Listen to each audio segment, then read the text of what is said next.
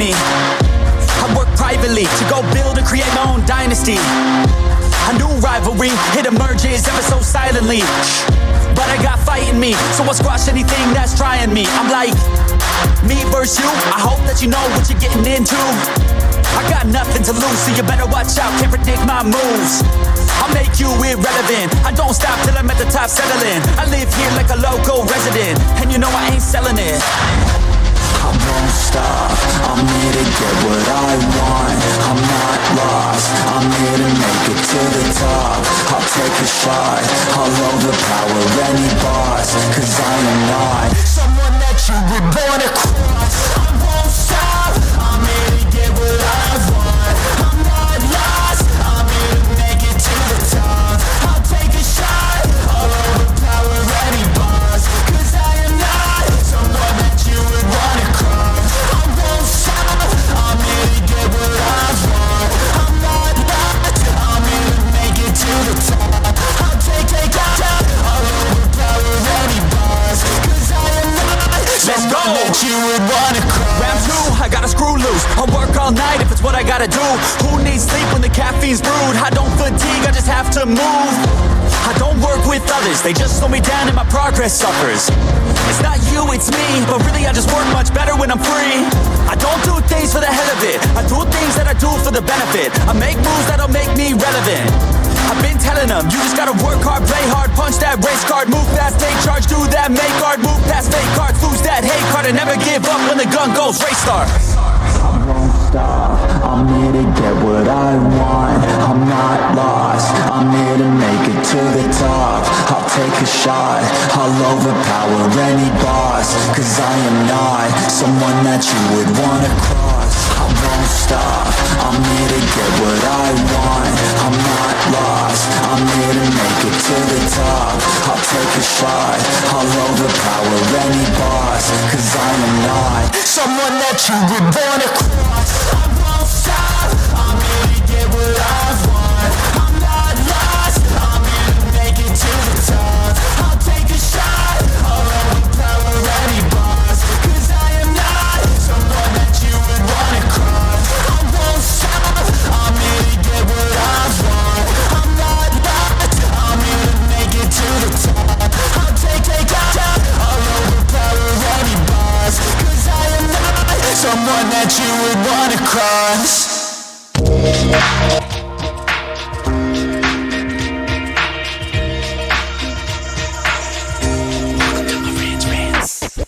Welcome to Marantz Rantz, no advice on finance. Spin the wheel and take a chance. Get an NFT and a little education. The system got undertow, that knowledge is flotation. You wanna learn? Well, you came to right place. You pumping AMC, might get slapped in the face.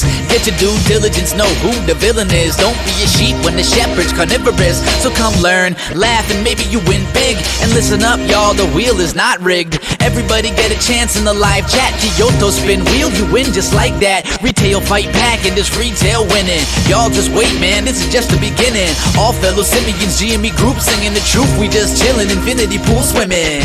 So welcome to Marantz Rantz. A lot of knowledge but no advice on finance. Don't even need pants, you can tune in naked like Henny the Mayo Man. Internet's most hated. Don't wanna lose your money, then it's time for you to listen. If you're ignorant, invest in AMC or Superstition. The stream about ready, they told us to don't dance. I do what I want. Welcome to Marantz Rantz. Welcome to Marantz Rantz. Welcome to Marantz Rantz. Welcome to Marantz Rantz. Welcome to Marantz Rantz. Welcome to Marantz Rantz. Everybody's awake but me, right? No, I apologize, guys. Check this out. First, good morning. Good morning and welcome back. Welcome back to Marantz Rantz. Plenty of good information, a little bit of motivation, whole lot of truth, all the financial advice I'm ever going to give. None, damn it. Guys asking me, hey, Marantz, I got some money I'll put to the side. What should I get into? I don't know. Trouble? Go figure it out on your own. Maybe go buy some NFTs. I saw the announcement right now. The GameStop NFT marketplace went ahead and announced that they have more Gramerica NFTs. If you guys look up here, don't worry, I got you covered. I mean, I get it. We go down here and they actually have new ones. I saw some of the chat in the Discord. Some of you guys were already buying these. The San Francisco, $87. Mount Rushmore, you guys see they'll have themes of GameStop on them. $59. The Vegas one, $107 already. The Alamo is right there, 59, 54, and then you can't see them right now because I'm on the other screen, and very large array. So let me show it to you really quick because, of course, I'm being that guy again. So there they are. They're just new NFTs. Of course, the previous ones we gave away. I forget which ones I gave away when we had them. They're very expensive, the old ones, the original ones. So these will go up in price. You can then sell them again. And here's what I'm going to do, just so you guys are all clear, because you guys know that I want to promote and adopt NFTs, the GameStop wallet, and what it means. And if you have no idea what I'm talking about right now, it's okay. We're going to help you. Here's what I'm going to do. Kyoto's asleep already, okay, guys? He's not up. He already told me he's asleep. Yeah, I know, badass trader. I got you. But here's what I'm going to do, guys. I'm going to give away the San Francisco NFT. I already have it. You guys know I bought it the minute it dropped. So I already have one. You guys can go ahead and look right here. Look at my wallet. All right. We can go to my wallet, which is fine. It's all public information here. You can go to collected. That's under these guys, right? Let's go to here. It's loop one. Right, there you go. I already bought one, right? So there I have it. It's already selling for 97 bucks. Hey, wait a minute, guys. I might want to sell this damn thing. I just bought it this morning. And now I might want to sell it. I can make some money. Oh, man. Yeah, so can you guys. So can you. Listen, I am living in the act of giving. I do not care about my own, like, whatever I'm going to gain. It's not about me. It's for you. If you have a GameStop wallet, or if you don't, now's the time to get one. Now, here's how you do it. I have a video called How to Get Your GameStop Wallet. Go look at that video, or go figure it out. It's right here at the nft.gamestop.com. Go to the website, download the wallet onto your computer, and then you will understand how NFTs work. The adaptation of it has been live for almost a year. A year will be in June or July, one of the dates. I can't remember. We did it last year. But I'm telling you now, it is Wednesday right now. I already know how I'm going to do this giveaway. You don't know. But this will be given away on Saturday morning.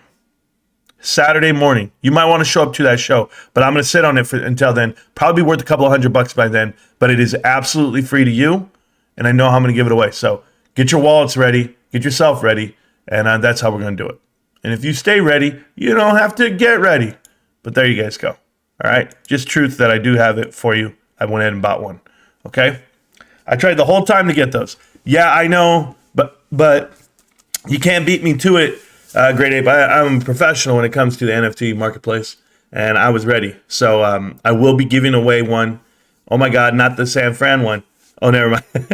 Yeah, no, Great Ape, I know. Not everybody wants the San Fran one. I mean, if they did, they were clicking on it. It was like $80-90 right after I bought it. I was like, holy hell, it's going. But you'll want it when it's free. I'll just put it out that way. Announcements today. Looking forward to Marantz analysis. Sure, Danzo. That's what I have so far. The will is not rigged. Marantz, the man of the people. I have been for 2 years. So, Dane Slayer, thank you. By the way, guys, I just want to tell you something. 2-year anniversary is coming up for this channel. It's in a month and a half from now. I took vacation for the first time from work during that time. I literally took 2 weeks off vacation. I already put it in. It's already been approved. I'm ready to go. I'm going to live stream with you guys for the 2-year anniversary. I'm going to live stream. I'm going to hang out. We're going to see just how far we've come. Okay. And we'll do it all together. So I'm really happy for what we've been doing. I can't imagine the growth that we've had, you know, the word, the message, and then you guys showing up every day. I'm just, at times, guys, I'm taken. I really am. I think I'm the only one that has the real, like, the viewpoint of like being happy for GameStop, because all these other YouTubers are not happy when this stuff happens. They all want to see how it affects them and their investments outside of GameStop, because they all claim they have both. So that's what really rubs me the wrong way. That's why I don't want to even talk to these people, because they don't have it. I went and looked at the 10K. To be honest with you guys, I haven't got past the first page. Here's why. I was working. All right. I work 11 hours a night, whatever it may be. And I was grinding. By the time I got home, I'm going to show you guys what's more important to me. I was playing League of Legends, okay? More important to me, gaming. I'm going to tell you guys, man. My League of Legends passion is not that I'm good at League of Legends. I just like playing it. I just like having fun. And it was 1 o'clock in the morning last night, 1:20, whatever it was. And I was literally watching, my wife had on the Mindy Project while she's asleep playing, and I'm playing League of Legends. And I'm like, I should be going over the 10K right now. So what I'm going to do is I'm going to make this show really boring for you. I'm going to go over the 10K right now during the show. If you don't want to know about the GameStop 10K, if you don't want to know about GameStop and where it's headed and what it's doing, then this might not be for you. But for me personally, when I think about GameStop and I think about all the people who lie to you, it's crazy how they have to put Bed Bath & Beyond and GameStop in the same sentence, like in their mouth. It's like, why and how? Like, why am I trying to buy a fixer-upper when I already live in a mansion? Like, it's not profitable that way. Like, it's a money pit. Why am I trying to merge with AMC when they're literally the guys I don't like? They literally are trying to date my wife and steal my children. They're trying to kidnap my kids, and they're trying to, like, that's how you have to see it, guys, because this private equity deal that everyone's doing, and I'm talking about everyone. Guys, when you get the letter, you guys don't know this part yet, so there's this letter that goes out, and these companies, these VCs and private equity firms, they hand out a letter very similar to the letter that Ryan Cohen wrote to GameStop. When you get that letter, it's basically telling you don't know what you're doing. You're terrible at your job, and I have an idea. But this time, when we put the letter out there, we put money behind it. It's not like a Richard Newton letter. Richard Newton put out a letter just to get an interview with somebody from GameStop. And his ideas or his envisions for the company is what's possible, not what's probable. And it's ill-advised. It's like, what are you doing, dude? Leave it alone. These guys are working hard. Look at them making a profit, and you're mad because the stock price isn't going up. That's neither here nor there. There's these trends that are put out on 10Ks, and they're 5-year trends. People can see how the stock is going for the last 5 years. So when you think about cash flow, right? Let me give you an example, guys. We have $1.4 billion cash. Compare that to 3 years ago when we technically only had $300 million. You'd be like, oh my God. But look at the flex. You're flexing within that 5-year window. But what's the average, right? What's the average and what can we sustain? And that's what it's all about. That's what it's all about. It's all about what can GameStop sustain over the next decade if it's a company worth investing into. And what I've been doing is trying to tell you guys how to read that and how to see that. And the balance sheet it tells you everything you want to know. And that's what the 10K is, and that's what a 10Q is every quarter. And I've learned so much over the course of the last 2 years hanging out with you guys that I know the operational side of retail. I understand that portion of it, but I didn't understand the operational side of investing into retail. The way the ebb and flow of this market works. But to nullify that ebb and flow, what do? I just buy, I hold, and I don't say shit. Like, I'm just like, yeah, whatever, I'm good. And people are asking for answers, and people are like, well, what do you mean? Why are you buying in? And what is this? Well, I'll tell you what. When Kohl's gets a letter from a Selim and says, hey, we want to take over 10 seats of your board of directors, like that letter right there, that's a red flag for all investors. It's like, whoa, these guys are coming for us. Like, they're literally going to make us either be great or not. And then you got to go look at the track record. They've been at Bed Bath & Beyond for 4 years. Guys, it didn't happen in 6 months. It didn't happen in 2 months. Been there for 4 years, and they literally turned that company upside down, made them non-profitable, and are gutting it, and now are shelling it out, private equity style, where they just spin out each portion. And people are trying to tell you that's great, or that they're going to do something, or someone's going to save it. It's like, you don't understand the track record here. There's a 4-year plan right here in front of you, now turning into the 5th year, and nowhere in there was it a GameStop merger that was going to save this damn thing.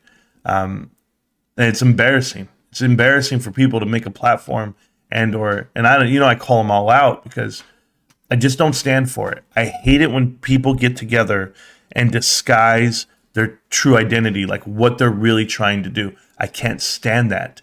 And I've always fought against that. You're like, oh yeah, we're going to have a party, man. We're all going to hang out over here. And really all it is we're just trying to get together and, I don't know, do drugs. Something, right? I don't know what these guys are doing. I don't get it.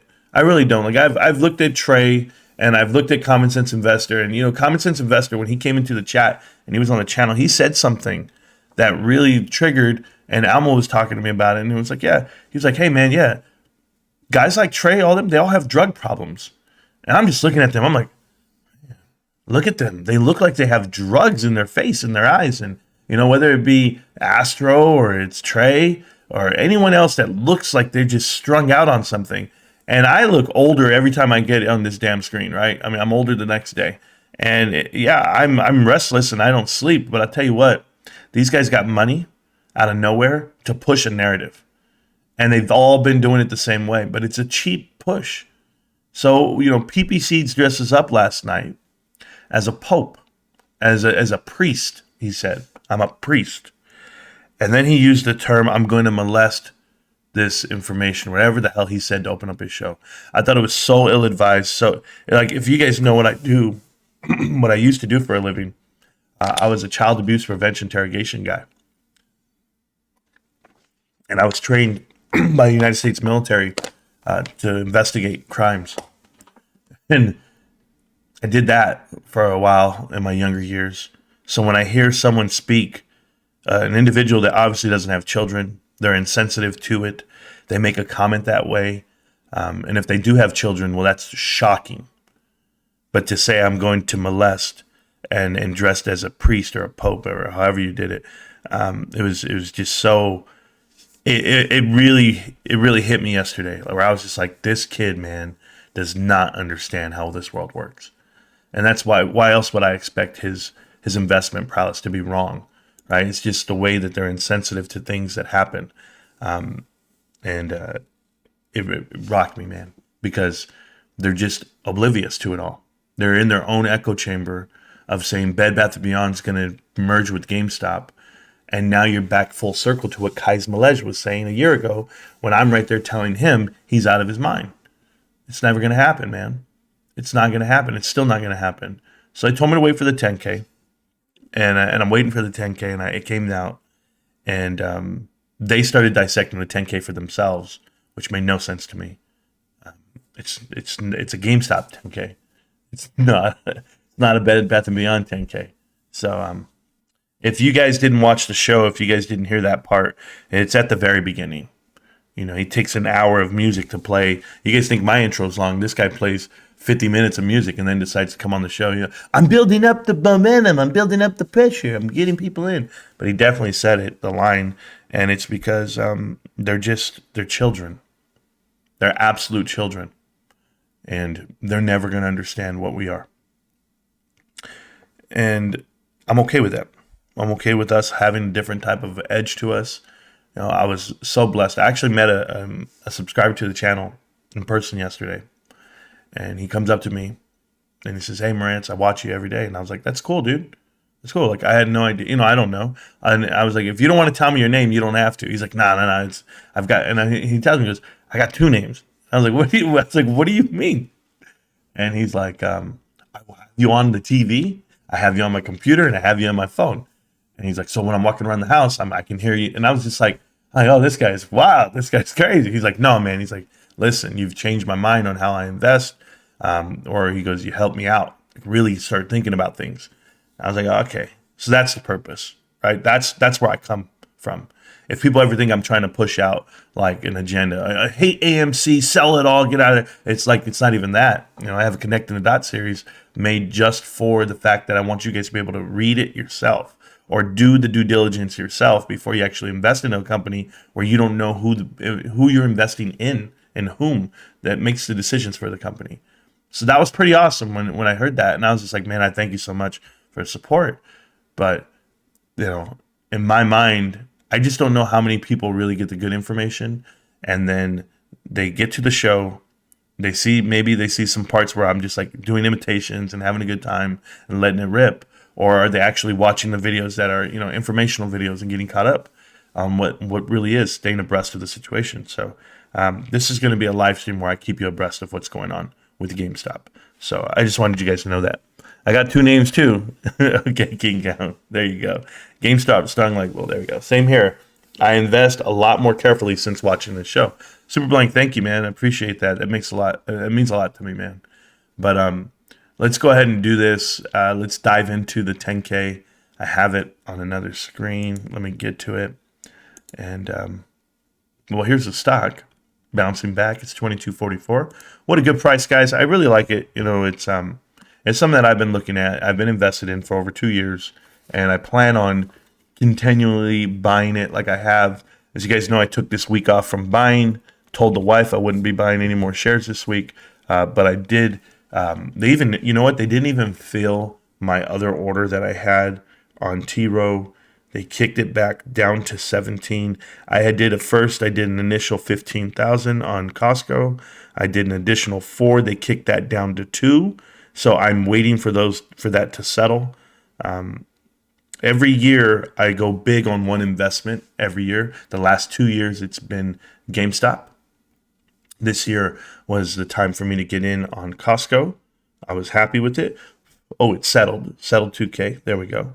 So now I'm just waiting. Now. So I got to wait for that to fill. Probably fill tomorrow. Just so you guys know, I'm full. You know, I have transparency on this. My cost average on that deal so far was $498.20. I'm still going with a new order, an additional 6 shares. I don't think people are like, you bought 35 shares of Costco or whatever it was, and they're like, what is that? It was an additional 4 shares, wasn't it? Yeah, 4 to make 35 total. And they're like, 31 shares or whatever you buy. They're like, that's all you bought? 30? I'm like, yeah, they're $500 a piece, bro. Go do your math. But it's just to build my wealth. It's like you too. Like if you had money that you could put away and never touch it again, go back to it when you need it, when you really need it, when the world's falling apart. Go back to it. That's all I'm going to tell you guys. And park it somewhere that you feel trust. And I trust Costco and I trust GameStop. So this was the year that I went with Costco. I will go with GameStop again moving forward. Don't think like I'm not buying GameStop, guys. You guys know that I'll be buying it sometime next month in April. I could even give you the date that I plan on going back in because I have it mapped out in my mind over here. I have it mapped out till you will see a buy order in the Discord. No shit. On the 12th of April. 2 weeks from today. So 12th of April is when you'll see a buy order, and then we'll just start rolling again. So I have it all planned. I have every dollar planned out in my life right now. If something were to come up, I'll be like, oh man. And it's not that I feel committed to tell you guys that I'm investing money certain ways. I just feel like if you guys understand the way I do it, maybe you'll understand more of like my mindset, why I don't buy AMC or why I don't buy Bed Bath & Beyond, and why if I do buy Bed Bath & Beyond, like how I did at one point, it was with whatever extra money I had laying around in an account, but I'm not going to plan out for it. That's just the way I am.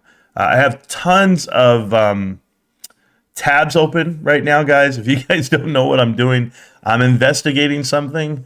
I dig deep whenever I investigate stuff. You guys know I connect the dots per se, but I'm connecting some dots right now on Apollo SPACs.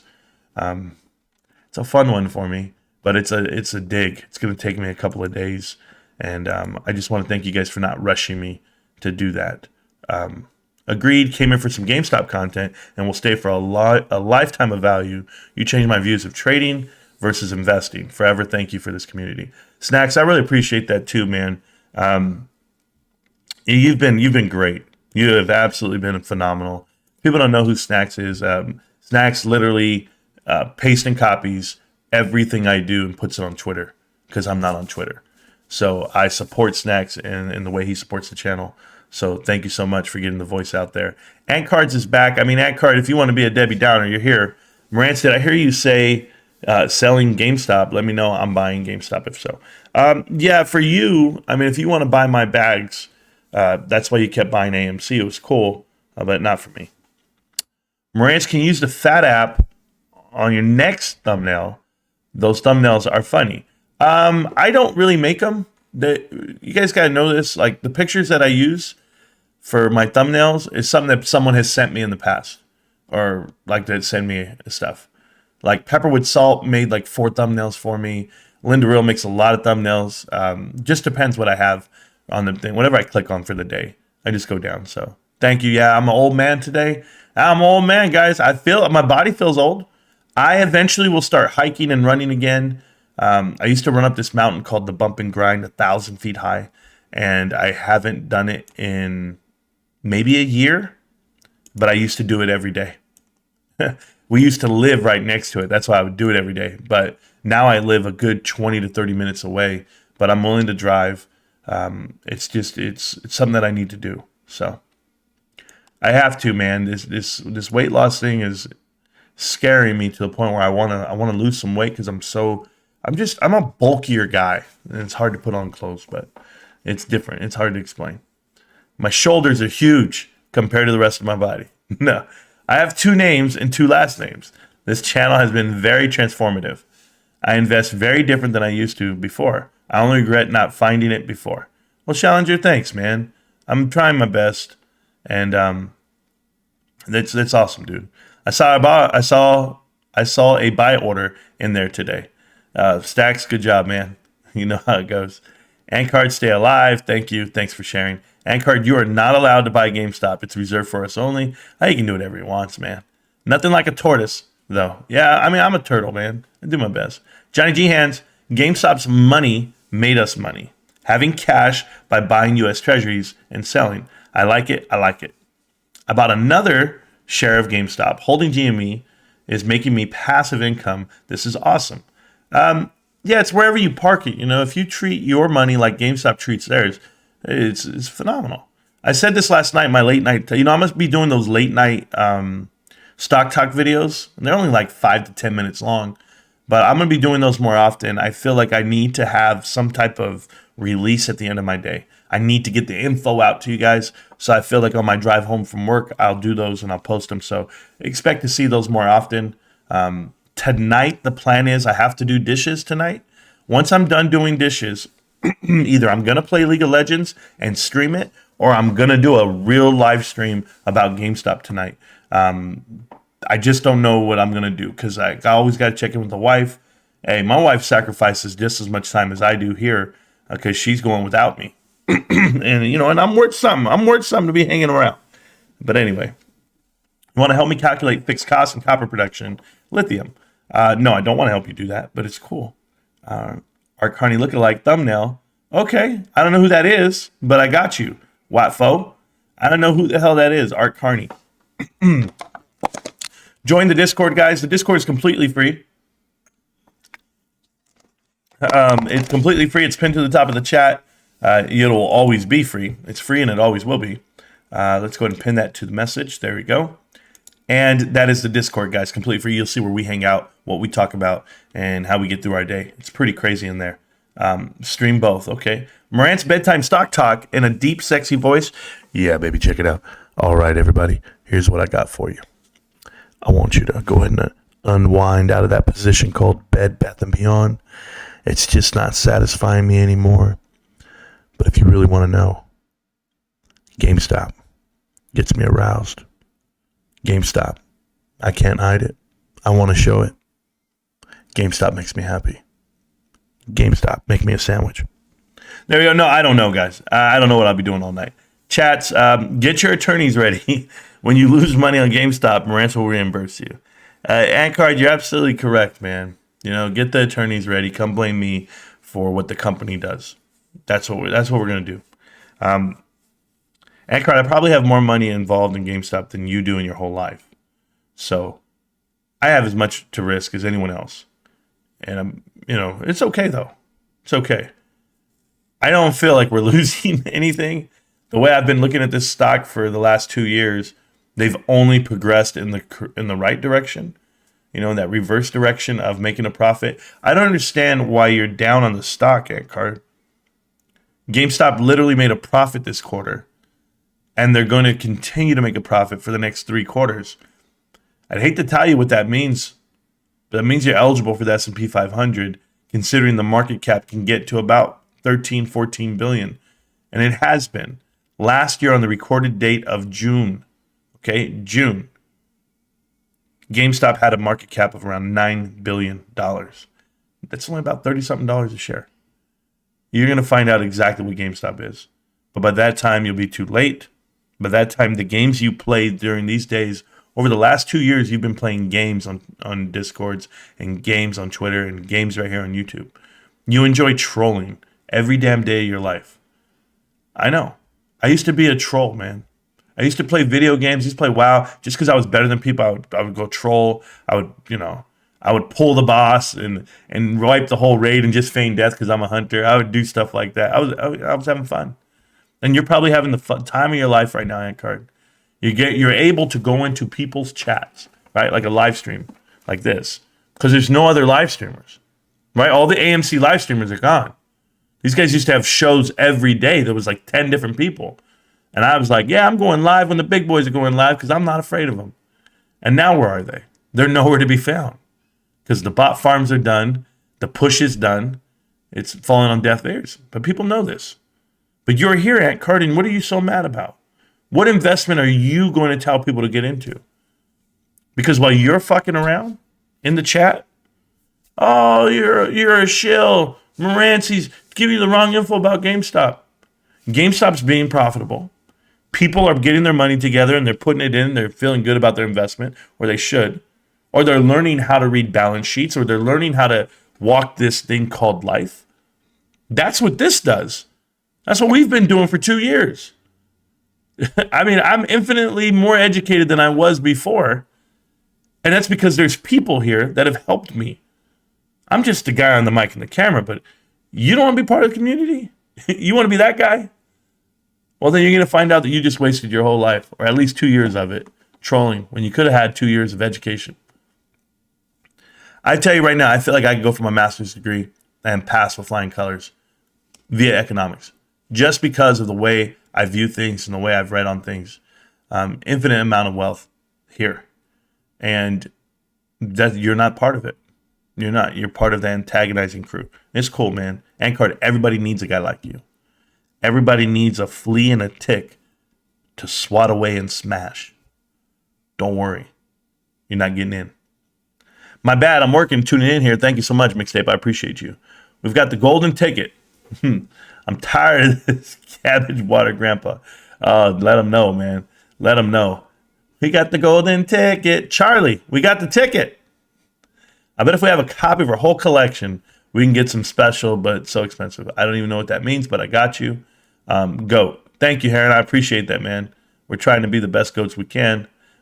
Fortune's here. What's up, Isa? I appreciate you. Need a linear demand model stat. Hi, chat. Monty, how you doing, man? Appreciate you. Review Dork is live right now. Don't do that. Don't do that. I can't believe he's still going. I didn't even know he goes live. I don't follow these guys. To the Tumba. There we go. Did GameStop put on the special announcement today? If so, what was it? It's just a marketplace. It's just the free NFTs. Not free NFTs, but the other NFTs that they're doing. I went ahead and bought one. It's right here. These NFTs went for sale. They're still selling. I have one. There it is. I have the GameStop one for San Francisco and the bridge. I thought it was pretty cool. Buck Season 1. This is all new. All this is GameStop stuff. The announcements, the achievements. What do you own? What are you doing? But Jamaica is the one I go to. And if you go here, they're selling. Oh, it's $131 now for San Francisco. Wow. Wow, look at this, guys. You guys are going to get something worth of value if it keeps going up. People are buying them, buying and selling, buying and selling. You guys know the way this works. They're all going up in price. You guys see the previous ones, right? They were the Rocket right here for, what is that, $527. And I actually had one of these and I gave it away. But I'm going to be giving away San Francisco and it's already up to $131. So you will get a free $131 NFT, and it will go higher in price. It will go higher in value. Just let it do what it does. These are all collector's items. They're going to be worth a lot more in about a couple of years than they will here. Still sad that Ape Andy got compromised. He was compromised from the start, Eldon. Those guys used to contact me 2 years ago, trying to get me to put out info. They're all part of it. He has one demographic, and it was all the same. So if you know what we know, that's what it was. Marantz, keep your shirt on. No one wants to see that slop. Debt Collector, thank you so much, man. Keep my shirt on. Now, I know a lot of people that'd like to see it. Maybe you would too. Thanks, Marantz, for all that you do. Give this man some likes, please. Yeah, I appreciate it. I've been trying to buy these NFTs, but can't since I'm outside of the U.S. It's all right, man. I wonder if other economics lurk in the chat and other stock tickers. Pretty sure GME has the most educated and driven investors group in the entire market. Absolutely. And not only the most educated, but the most informed. Like, there's a big difference there. You can be educated on how markets run and how stocks are supposed to perform or how companies are supposed to run. But if you're informed, as in you know what's going on up to date, like those Bed Bath & Beyond investors, I'll just give you an example. They literally don't know who's on their board. Hey, did you know who this person is? Oh, yeah, no, man, no. Ryan Cohen put 3 people on the board. It's like 2 of them are gone. Like, they're still hiring other people. You know, do you know who the CFO is? Oh, no, I know he jumped off a bridge or he jumped off his house or, he died. Yep. Okay, so who replaced him? I don't know. But you're invested with the company. You're invested and you're supposed to know this stuff. And that's the part that kills me. So uninformed individuals are everywhere on Bed Bath & Beyond and AMC. And those are the 2 stocks that they're pushing out in front of retail, in front of people via media blitzes. I mean, let's talk about it. Lou versus Wall Street, one of the notorious YouTubers, makes a video and he says they had to halt us. And it was like, what? They had to halt us because they were going to. And it's like, what are you talking about? Halts are a part of the market. Halts happen. They didn't halt you because they had to halt you because they were scared of something. You're not educated, GTA. Well, you had a good joke yesterday that I didn't even read in the chat until yesterday. I was reading when I watched it again. You had a good joke. I can't remember what it was, but it was funny. I just know that it was. I said GTA. That's funny. That's what I said in my head. San Francisco will be 500 by Saturday. Well, then we're giving it away, man. And that's when we stood tall with John Diamond. But I don't get it. He forgot. Yeah, you know what it was hot this year. John Diamond knew what was up. He knew that they were full of shit in the Discord. And so he came in and he told us. And they came in chasing after him. And I tell you right now, Major Tom didn't know how to react. Major Tom didn't know how to react because he was like, oh, whoa. Because he found that's the day they found out I was a real one. So they thought they were going to get me. You can't afford me, bro. You can't buy my integrity. The solid peer-reviewed DD and info are paramount to the GME thesis. Yeah. I really don't understand NFTs. Can you assist be constantly minted? Can this asset be constantly minted? Maybe I'm old, but I don't understand digital assets besides speculated hype culture. Yeah, okay, so let me explain how this works. The artist gets to pick how many they're going to make. And in this case, GameStop is the artist per se. Well, there's a platform. There is an artist that's tied to these. So let's just go in here, right? So if we're going to go, and we're going to go click on one. Go here. We're going to go and click on it. So there is 711, right? And everybody always looks at the number 7 for 1, right? 741, 711. Could be the date, could be the time frame of the annual shareholders meeting. Would be on usually like July 11th. But there's 711 of this model here. Out of the 711, there's only 60 left. So in the whole world, there's only 711 of these. 60 are available to buy, but the lowest ranked one right now is at $133. So you can only buy the lowest one, but there's other people selling them maybe at different tiers, at higher levels, higher prices. They'll undercut themselves or they'll go up. It's like the stock market, boom, boom, boom, boom. It just keeps climbing. And so as you put money in, let's say I went in bed and bought this one this morning when I bought it for like $80, right? When I bought it, I had money already in my wallet to buy it. I had the ETH. So I go in there and I grab it. I could sell it right now for like $125. It would sell instantly. And now I made $45, whatever it is. Then I go right back in, I buy it again. Then I let it climb up and sell it again.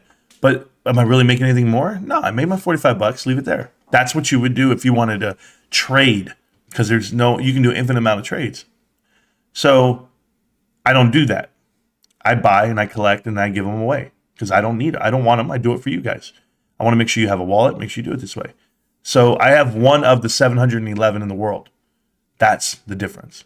So can they make more? No. Once you have as many as you have, that's it. There's no more, and it's done. That's why it's minted specifically for that. There's 59 of these left, the Mount Rushmore, and they're at 108. 86 left of Vegas, and they're already at 161. So Vegas is going to be the expensive one coming through. It looks nice.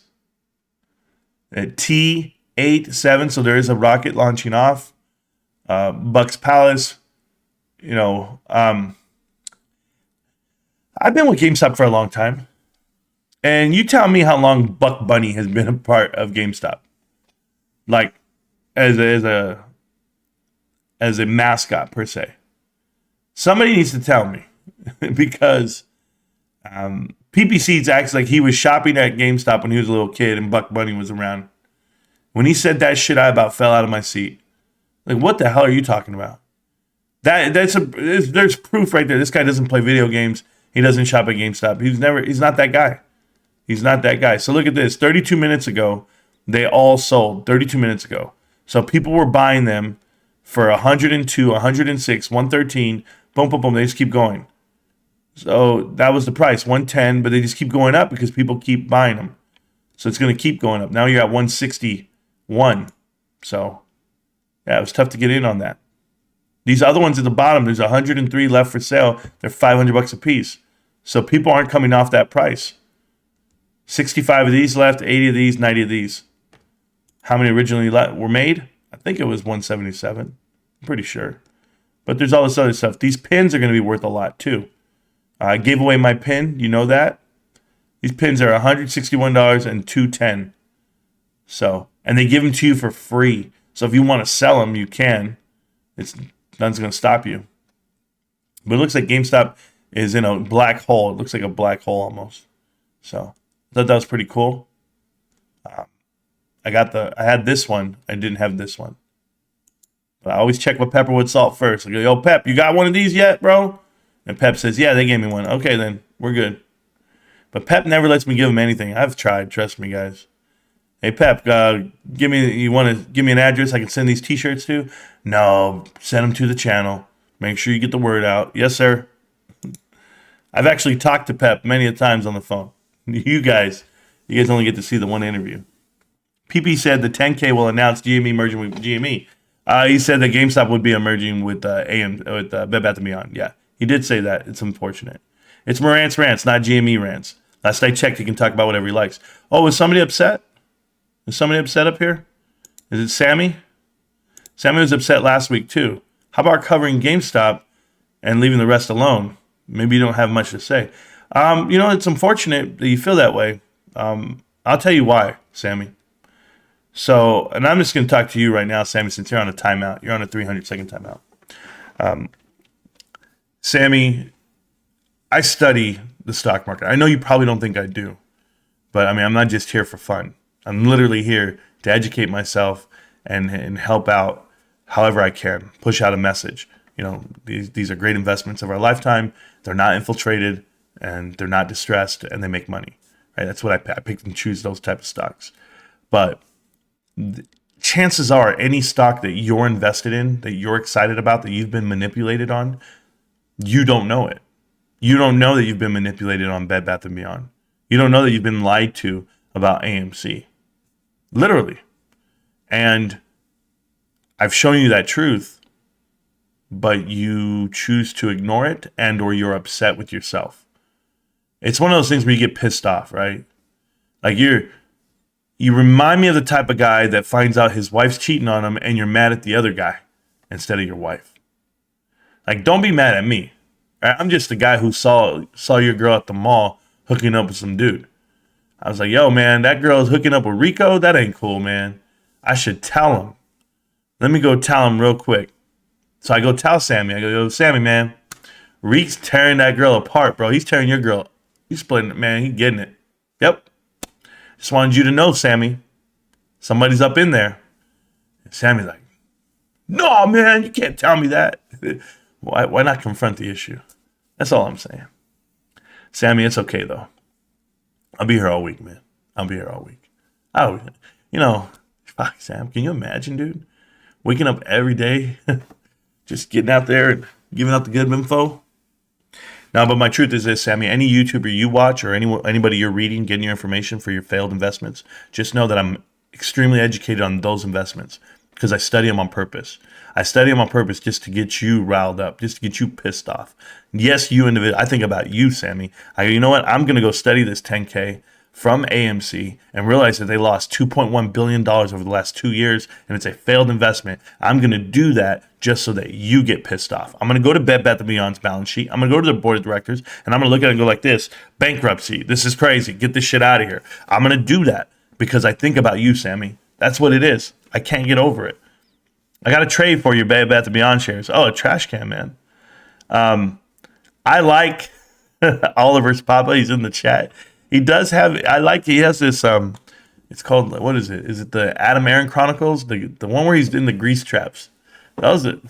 You're doing great, Oliver's Papa. I don't know wherever you live, wherever you work. I know you're in Missouri, but what I'm saying is, it looks like it's cold there still. Like it's fresh. I was living in Missouri, and I lived in Missouri 2 times in my life. I've been there, and it was always cold. It was terrible. I think it's some of the worst weather in the world. Sammy takes a wild swing at me. Yeah. Hey, bro, calm down. Do you have any book recommendations for read on how to evaluate an almost done with an intelligent investor? I've learned a lot, but need more. Yeah, there's an investor. You know, I invest with Fidelity. I have a huge account with Fidelity. It's one of my main accounts. And the original, like the chief investor, the CIO, the chief investment officer for Fidelity was Peter Lynch. And I feel that you could basically read any book by Peter Lynch and you'll be good. If you don't want to read the books, you don't have to. There are videos online, like on YouTube. He reads the book himself to you, the whole thing, front to back. All the chapters, everywhere. It's like a 3-hour thing, 4-hour thing.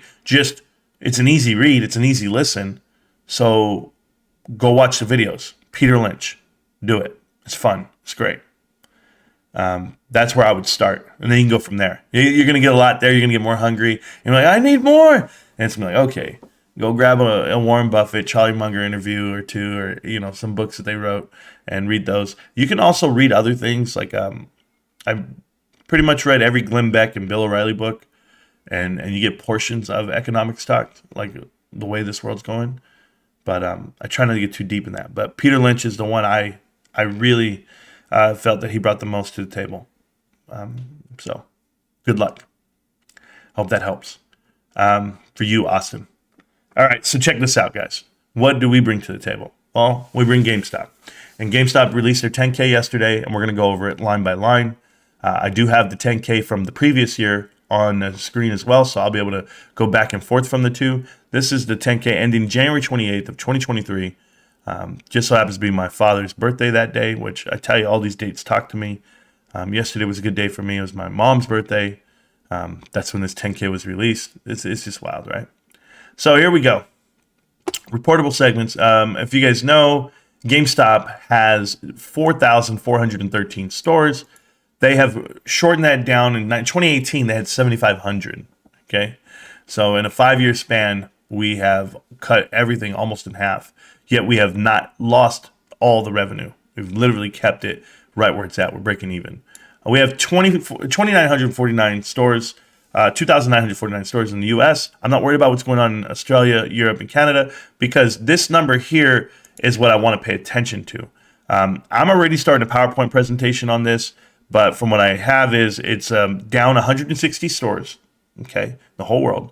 69 is how many they cut out of the U.S. So when people say GameStops are closing everywhere, what, 1 per state? I mean, get out of here, guys. 69 closed, but to close 69 stores and only drop off that 40 million on top line revenue means that they're doing it at a great pace.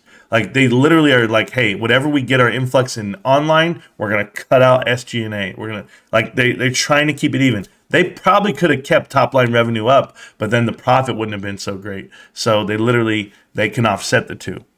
For anybody who doesn't understand, top line revenue only missed by like 40 million, right?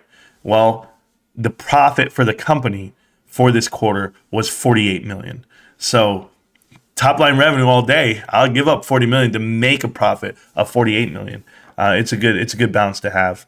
But like I said, it's quarter to quarter, so not period to period. So it means last year versus this year. You can't go, well, P3 versus P4, and this is what they did, right? Like, quarter four versus quarter three versus quarter four. You can't do that way. But some people try to do it that way, and that's unfortunate. We do about 37 to 38% of all of our sales in quarter four. So what a good thing. What I was reading here, and I love this part, is sustainability. This is something new that they added to the 10K, and it's going to tell you that they have refurbished over 900,000 pieces of software, disk, and 2.8 million consumer electronic devices. So they're, like I told you, those cell phones, those anything, webcams, microphone. This is a refurbished microphone right here that I have, the Yeti. I bought this used from GameStop for $58, $53. So yeah, brand new, it's $120. But I went and bought the used one, so I can only imagine the margin they made up on this, which I love. I buy everything used if I could from GameStop. So I support my company, and I will till the day I fall. So they recycled over 700,000 pounds of e-waste. That's great. Tons and tons and tons. They're doing right by all standards, right? So I love that part.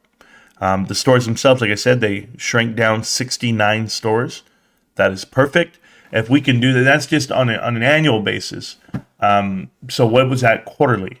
Quarterly, divide that by 4. You're looking at around 15 to 20 on average, around that. I'm just ballparking numbers, just to give you a good solid round number. So that's what they were doing.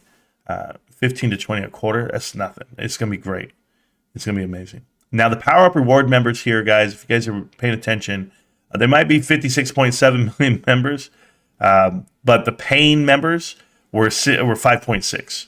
So paying pro members 5.6, and they each pay around $15 to $20 depending on what package they do on certain countries, certain areas. But let's just call it $15. So they're making $75 million before they even open up the door.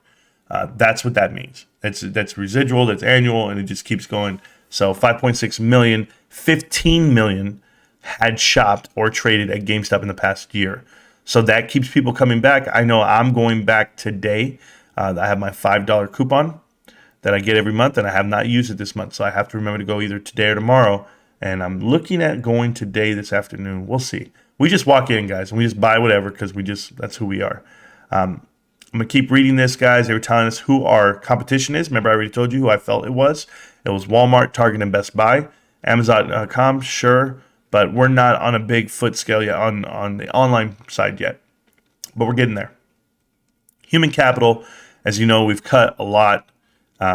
Remember that whenever they let go of senior staff or any of that, there's this grace period that you're weighing out, and it's severance packages.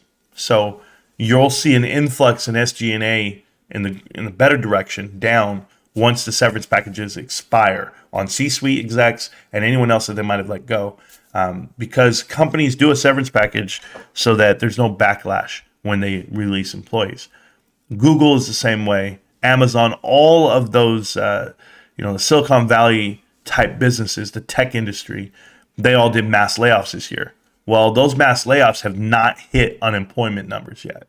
So they're going to sit there, collect their severance package for the next 6 months, 3 months, whatever it may be. Then they'll go to the unemployment line or find a new job. So you should see the jobs numbers increasing, the unemployment come up real soon. So maybe Biden's going to have to change his thing. So we'll see how that goes. Peter Lynch's great fundamentals and pattern analysis. I watched a few of his videos. Thank you for your guidance. Yeah, it's cool. Some really good stuff out there. You're welcome, sir. I appreciate you, Austin, for watching the channel.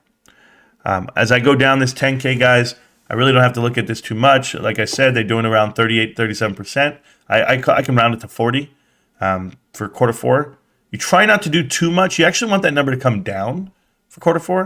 You want to come down to 35, 36 over the next 5 years. So that means that we're not just a seasonal juggernaut, that we make money the whole year round. But to split across the other 3 quarters, you're looking at around what, 60, 62, 61, somewhere in that range. Dude, it's called 60. So they're doing about 20% of sales in that time frame over the next, a couple of quarters.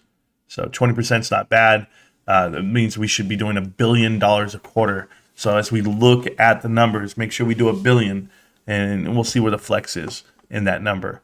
I'll wait for it in June, but I'll just keep buying. I know Almo recently went ahead and bought a PS5 last time he went, and that's awesome, man. People are still buying consoles. We're still in that cycle. We were in a big cycle for a long time with no consoles, with nothing there to sell. So when the word gets out, hey, you can go get a PS5, everyone's there. That's what's been happening these last couple of months, or if not 6 months. The digital currency assets, the NFTs. I don't really have to read too much into this stuff because it's still in beta mode. It's not full throttle. Like right now, all these transactions we're doing, 10% goes to GameStop. Right here, all these trades that you guys see going back and forth to get these prices higher, they literally are going to GameStop 10%. So if I go in there and trade it at 127, GameStop gets $12. Right, like the creators, that's who they are. So 10% royalty for creator royalties right here. So the more they trade back and forth, the more money we generate for the company. So go out there, nickel and dime, and have a good time. But 127.73, it's going up in price. Pretty soon will be double by the time the day's over. Who knows? But keep going, Vegas or Frisco. I bought you earlier. I'm happy. All right. So is there a risk involved in any of this? Absolutely, there's a risk. In any investment you make. Could the business go under? You never know. We couldn't predict COVID when it happened. We can't predict a lot of things. But for now, the people involved are extremely invested with their time, their energy, and their leadership. So I'm excited. But I'm going to keep going through this because all this is just a bunch of legal stuff that doesn't really matter. None of this stuff matters to me right now. I know what all of it means. We're good. Let's get to the good stuff. I'm waiting for the good stuff. I'm waiting to read the good stuff. Something will catch my eye and I'll be, hey, check that out. So recent digital asset market developments have had and may continue to have a negative effect on the price of digital assets. Yeah. We're building at the bottom, right? So this is telling you that multiple digital asset platforms have commenced a bankruptcy and insolvency. So that means Voyager, Celsius, FTX, and BlockFi, and Genius Global. They've all filed for bankruptcy, Chapter 11 protection. And, as they do that, GameStop will eventually find its footing in the digital world. But a lot of those guys failed because they got greedy. They started using other people's money to make bets, and it's just unfortunate. That's all it is. So here we go. Number of stores. This is my favorite part, guys. Okay? This is how you know GameStop's going to become profitable. I hope you guys know. I said this a year ago. I remember the video when I said it.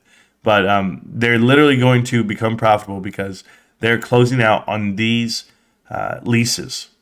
In this year alone, 2023, they have 1,723 leases expiring. I'm not in the business of renewing those leases if the property or that store doesn't make money, right? If it's not generating a profit. I don't want to sign a lease. Excuse me. I don't want to sign a lease this year with the rates the way they are. So unless they're going to promise, less cap expense, as in the leasing company, the commercial real estate leasing company is going to revamp the buildings, make them up to par, then I won't renew that lease. So that expense won't come out of GameStop. They actually have the leverage here. They have the leverage because they're tenants in these buildings for X amount of years, and now they're just gonna be like, we're out. And they can cut the losses, guys. They have no problem doing it. Look at this. 1,723 stores right now, this year. The biggest year ever lined up for GameStop. And they're expiring now. So I'm excited. Hopefully they can cut off more than just 69 stores this year. But that's phenomenal. That's how I see it. Let's go down. In July 2020, we sold our lease back. Well, there you go. So they've done that. This one says, as of January 28, 2023, We own 3 and leased 14 offices, and that's distribution facilities, totaling approximately 2.7 million square feet. Lease expiration dates for these facilities range from 2023 to 2032, with an average remaining lease life, including whatever it may be, 7 years, right? Reasonable certain options. So 7 years they're in these leases. So on average, they're going to be okay. These are the facilities here. And it looks like they're keeping their biggest ones, which I said was great because they actually signed those when the lease rates were at like basically zero. We know that was during 2021. So I'm happy for the York, Pennsylvania. Not this one. Not Kentucky. That one's being shut down, if I'm not mistaken. That's being shut down right here. It says business store locations found in here. So that's being shut down this month. Maybe today's the last day if I read that right. But that's fine. We don't need it. We don't need it. Where is Reno, Nevada? I don't see Reno here. Maybe I'm tripping. Maybe they closed it. I'll keep reading. This is the part that everyone wants to concentrate on. Listen, guys. You guys know damn well I don't care about DRS. And listen, if I lose you here and you don't want to watch the show because DRS is everything, it's not everything. All right, DRS is going to tell you a share count. DRS is everything if you're trying to manipulate a stock and trying to get it to squeeze, as you say. But if you're invested in the company for what it's doing, DRS is great. Go ahead and do it. I DRS some of my shares. It's fine. But don't tell me it's going to do something it's not. Just don't do that for me. Don't. Let the business run. Let the value of the shares go up on its own. And if that's going to force something, then great. But at least have a great business to fall back on. That's all I'm saying. If you want to own all the shares and lock it all up to float and do everything, great. I hope your business is running great. Pay attention to the business, not to that DRS side. That will happen over time. It's one of those things where like you literally are going to the gym every day and lifting weights, and then you're going home and taking a picture of yourself in the mirror and saying, where's the results? Yeah. Go to the gym, bro. Work out for a year or two. Come back, you're going to be big as shit. That's it. That's what it is. So go to the gym. Go buy all the shares you want, DRS them, but stop dwelling on a number every damn earnings report. It's gross. These guys are just fixated on this number. I wish it was higher. Why is it not higher? What's going on? What are they telling me? And I had to read everybody's damn shit where they're like, okay, well then now they worded it differently. And it's because they have approximately this many record holders and this many shares and they have this. It's like, how many do you have and how can you get more? That's what you should be worried about. Trying to solve the crime of the century. Guys, you can waste all the time in the world you want to do it. You can do it. Now this model here has been here since the beginning of time. This model's been here since the beginning of time. And it's just to show you how they outpace the Dow Jones, S&P, and GameStop has had an influx, right? But this is if you're one of the original holders, if you're coming back from way back then, but it doesn't matter. Just know that we're still above water. What we're holding and the price that we hold it is phenomenal. That's all I can tell you guys. GameStop has come down in price per share, but has gone up if you remember the way it really worked out for this company before the split. And before everything. I mean, if you're one of the original investors, you'd be huge, but I don't know who is. It's hard to find these guys. They approved the share buyback program. They have $100 million that they can go ahead and buy shares back with. They choose not to right now. I wouldn't choose to buy back shares. Keep the $100 million in my pocket. That's $100 million, basically like a year of keeping this company afloat because this company makes money. They don't lose money. Wait till quarter one comes out, guys. God, just wait. Just wait for quarter one, please. These guys are embarrassing themselves trying to tell you that GameStop only makes money because it was a Christmas month or something like that. It's like you guys really don't know what they were doing the year before. But I do. All right, so they didn't open up any new stores here in the U.S. This was the previous year, right? Yeah, this is the previous year. But like I said, they dropped down 69, so they're at 29.49. They dropped down 15 in Canada and 4 in Australia and 80 in Europe. Great. I'm assuming they don't make that much money in Europe as they would elsewhere. Australia makes lot of money from what I know. So to only close out 1% of their stores, that's pretty good. Australia has the potential to make money, but the problem is with Australia and Europe and even Canada is the conversion rate, and that's dealing with the economy. So to have top line revenue the same, basically flat, I don't care if it's a flux of $80 million for the year. That's great. That's a win. It's a win. And I'll tell you why that's a win, because if you take the next 2 to 3 years, right? Let's just say next year we do more sales, or the next year and the next year. You're telling me your low was just off 80 million off of that mid-year, like of 6 million? Like, you're doing an average, guys. And to get your average, it's going to take you 5 years to get there. We're not going to count COVID year because we weren't open. So let's just start it right now. Let's go 2021, 2022. That's when this leadership got here. That's when this transition happened. So now we're going to look at 3 more years. So I'm going to be here for 3 more years looking at a trend, and I'm going to look for this trend to go upwards. So when people are telling you, oh, they're down in sales, they're down in this, go look at every category. I had this jerk text me and DM and all this stuff about, what's his name, Sean Williams on Twitter. He's like, well, prove it to me. Look at the way it's going. You're judging what, 2 years? I mean, because that's all the data you should be going over. But if you're going over that, then let's go ahead and talk about SG&A, how it's gone in the right direction. Like, I mean, think about it, guys. We're moving mountains, and we had a net loss of $300 million. We actually had a net loss of $70 million in the right direction, the other direction, right? So we're doing better. Even though it's still a loss, we're doing better.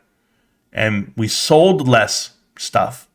We had less money, but yet we did better on the net loss portion. So by selling less items, okay, guys, we sold less. We should be going higher in this category. They should offset each other. But instead, we sold less, and then we actually lost less. So that's good.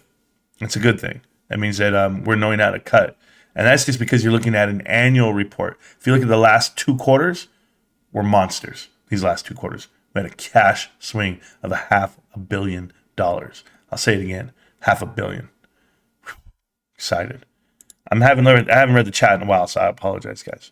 But I'll go ahead and read it. You said something about tornado. Got it. Looks like they're looking to sell the Milan property. Probably. I mean, you don't want to do anything overseas right now if you're a U.S.-based company, because we're all U.S. funds, and you're literally going to have it converted. And you're going to lose. You're going to lose a percentage, and we don't have percentages to lose.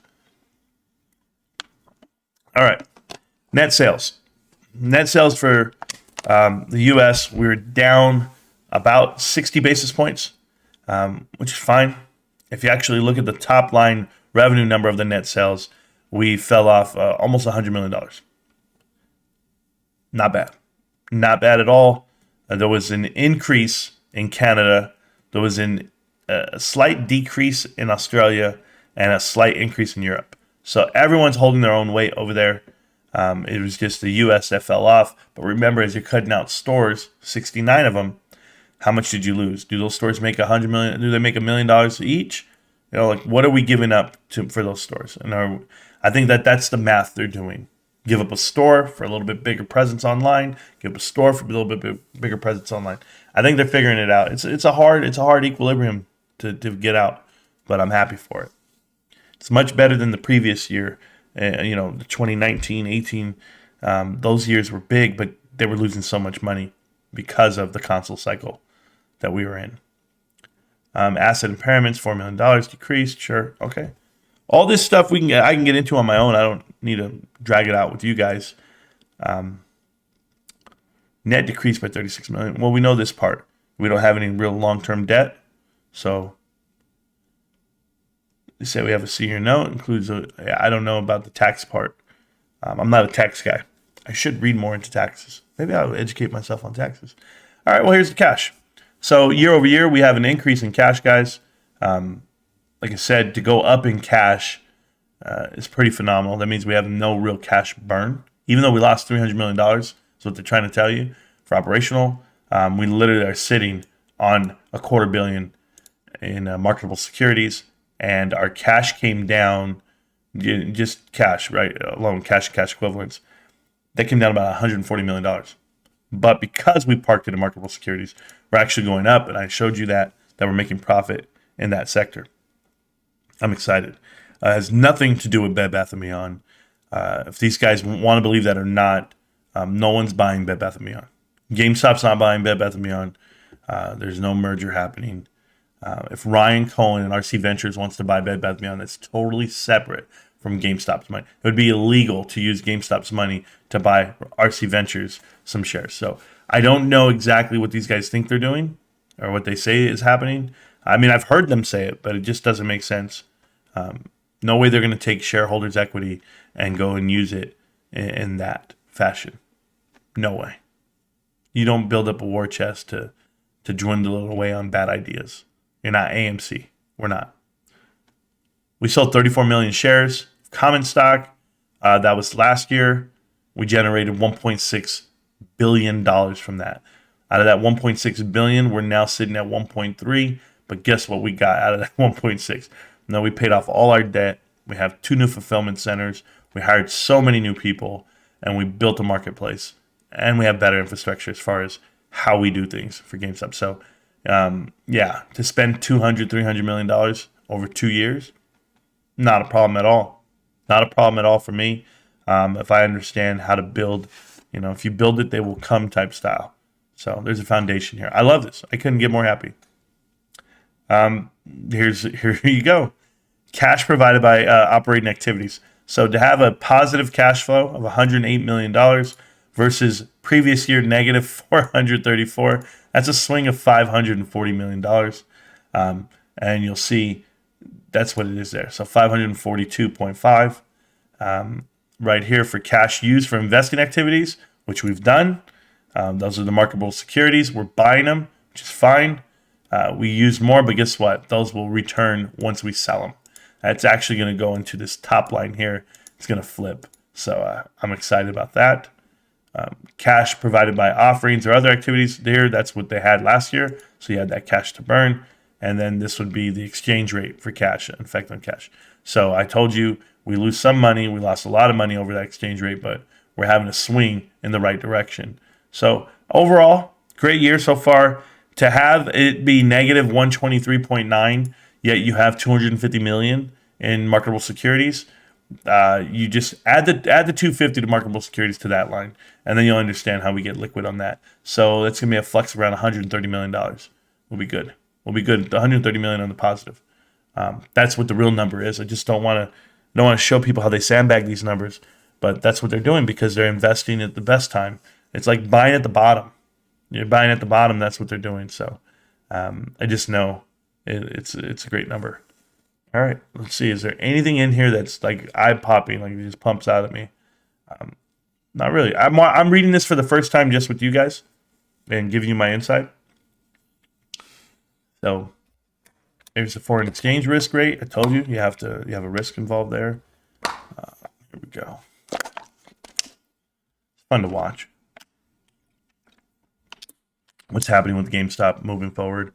If people don't know, I anticipate it going up just so like we're all fair. Like 4 or 5 times within the next couple of years. The price where it's at.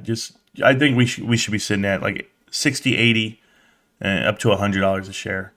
And then we can talk about another split. We can talk about some other things. But, as the company grows and it expands and this leadership knows exactly what they're doing, who knows who they partner up with. But so here's what we're looking at here, guys. The inventory levels have come down. We've gone over this balance sheet here. This one's easy.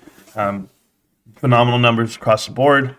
You saw that the accounts payable around 1.3 for the year. Previously, it was 1.3. So we have the same accounts payable, but the assets will come down as we sell off. We sell off the inventory, but that'll generate, a profit. So shareholders' equity, if you guys want to look at that, $1.3 billion. The best part about that is you compare that to your long-term debt, offset by the 28 million. You essentially have all. It's a solid number. If you ever look at like AMC, they're upside down $2.8, $2.6 billion from shareholders' equity and long-term debt. That's what you don't want to be. So you can actually borrow against this number here. You can borrow about 1.5 times. So if GameStop wanted to expand or do something crazy, they have the ability to borrow money, and a bank would give it to them because your extension would be about 1 time to 1.5. So that's if they wanted to borrow money, but They don't even do that. They're the best, man. They don't even have a credit card. They're like, nah, we don't do credit. We're good. We just have money. They do have an ABL facility. They do have credit up to $500 million over there, but they're not utilizing that either. They're just sitting there, guys. This is how you get good credit rating. Just don't do shit. Stack your money and let it happen. So here's a 3-year trend plan here on net sales. So if you can see the net sales on the top line, so the average right now, just so everybody's clear, the average over the last 3 years is $5.5 billion. So $5.5 billion going in and out at GameStop. So you would say that we have an increase over the trend. If we can keep it above 5.5, well, then that tells you that your cash flow is going to be coming in that way. So the percentage of cash flow is very high this year, and certainly these last 2 quarters. Can they maintain that every quarter? That'd be crazy. I mean, it'd be the most profitable company that I know of if they could swing, $300 million a quarter on cash flow. So I just don't know if they can keep with those numbers. Like, it's not realistic in my mind, because that would mean $1 billion, of profit each year, which is unheard of almost. Considering they've lost 200, 300, and 300 every year. But if it's possible, I'd like to see it happen. And but I'm just paying attention to it in that realm. Remember, where this is a 3-year trend here, I want to go for 2 to 3 more years beyond this so that I can give you a true value of what the company is. But from what it looks like, we're actually doing much better in the lifeline. If I showed you this chart here, you would think that this company is not a great company to invest in. And that's how Wall Street does it. They come over, they look at this chart, and they go, 200, 300, 300. Nah, they lost 200 million, they lost 300 million, lost 300 million. Nah, I don't want to buy that company. And that's what's happening right now. People are looking at it like that. But if you're informed, you know damn well what this company is.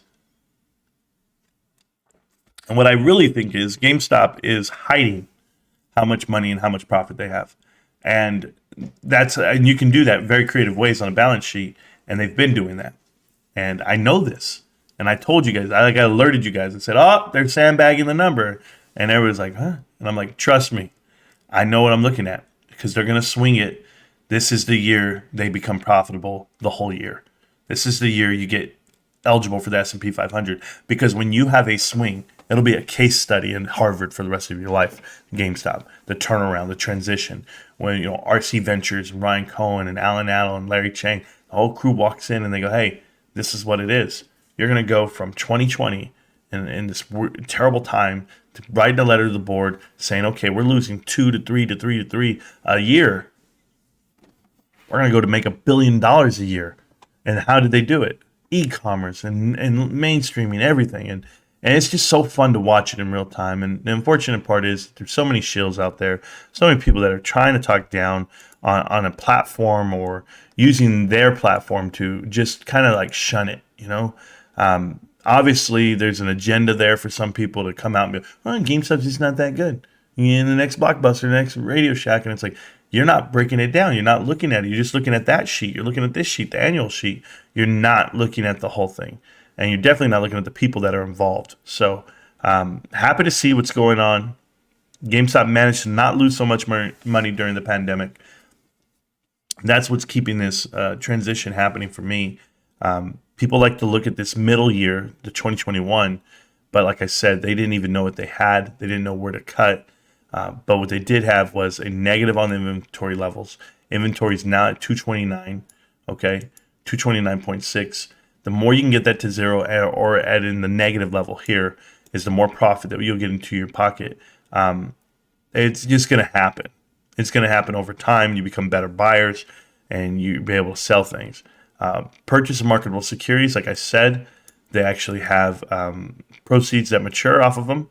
So they matured within the 6 months, 3 months, 6 months, and they're making money off of it. So I have no problem with this right here. As far as cap expense, they literally are doing less on cap expense, about $5 million less. So to do less, $7 million actually, to do less per building, that just means that, we're shortening up that footprint. But you cut out 69 buildings, but you cut out $7 million in cap expense. That's phenomenal. That's great.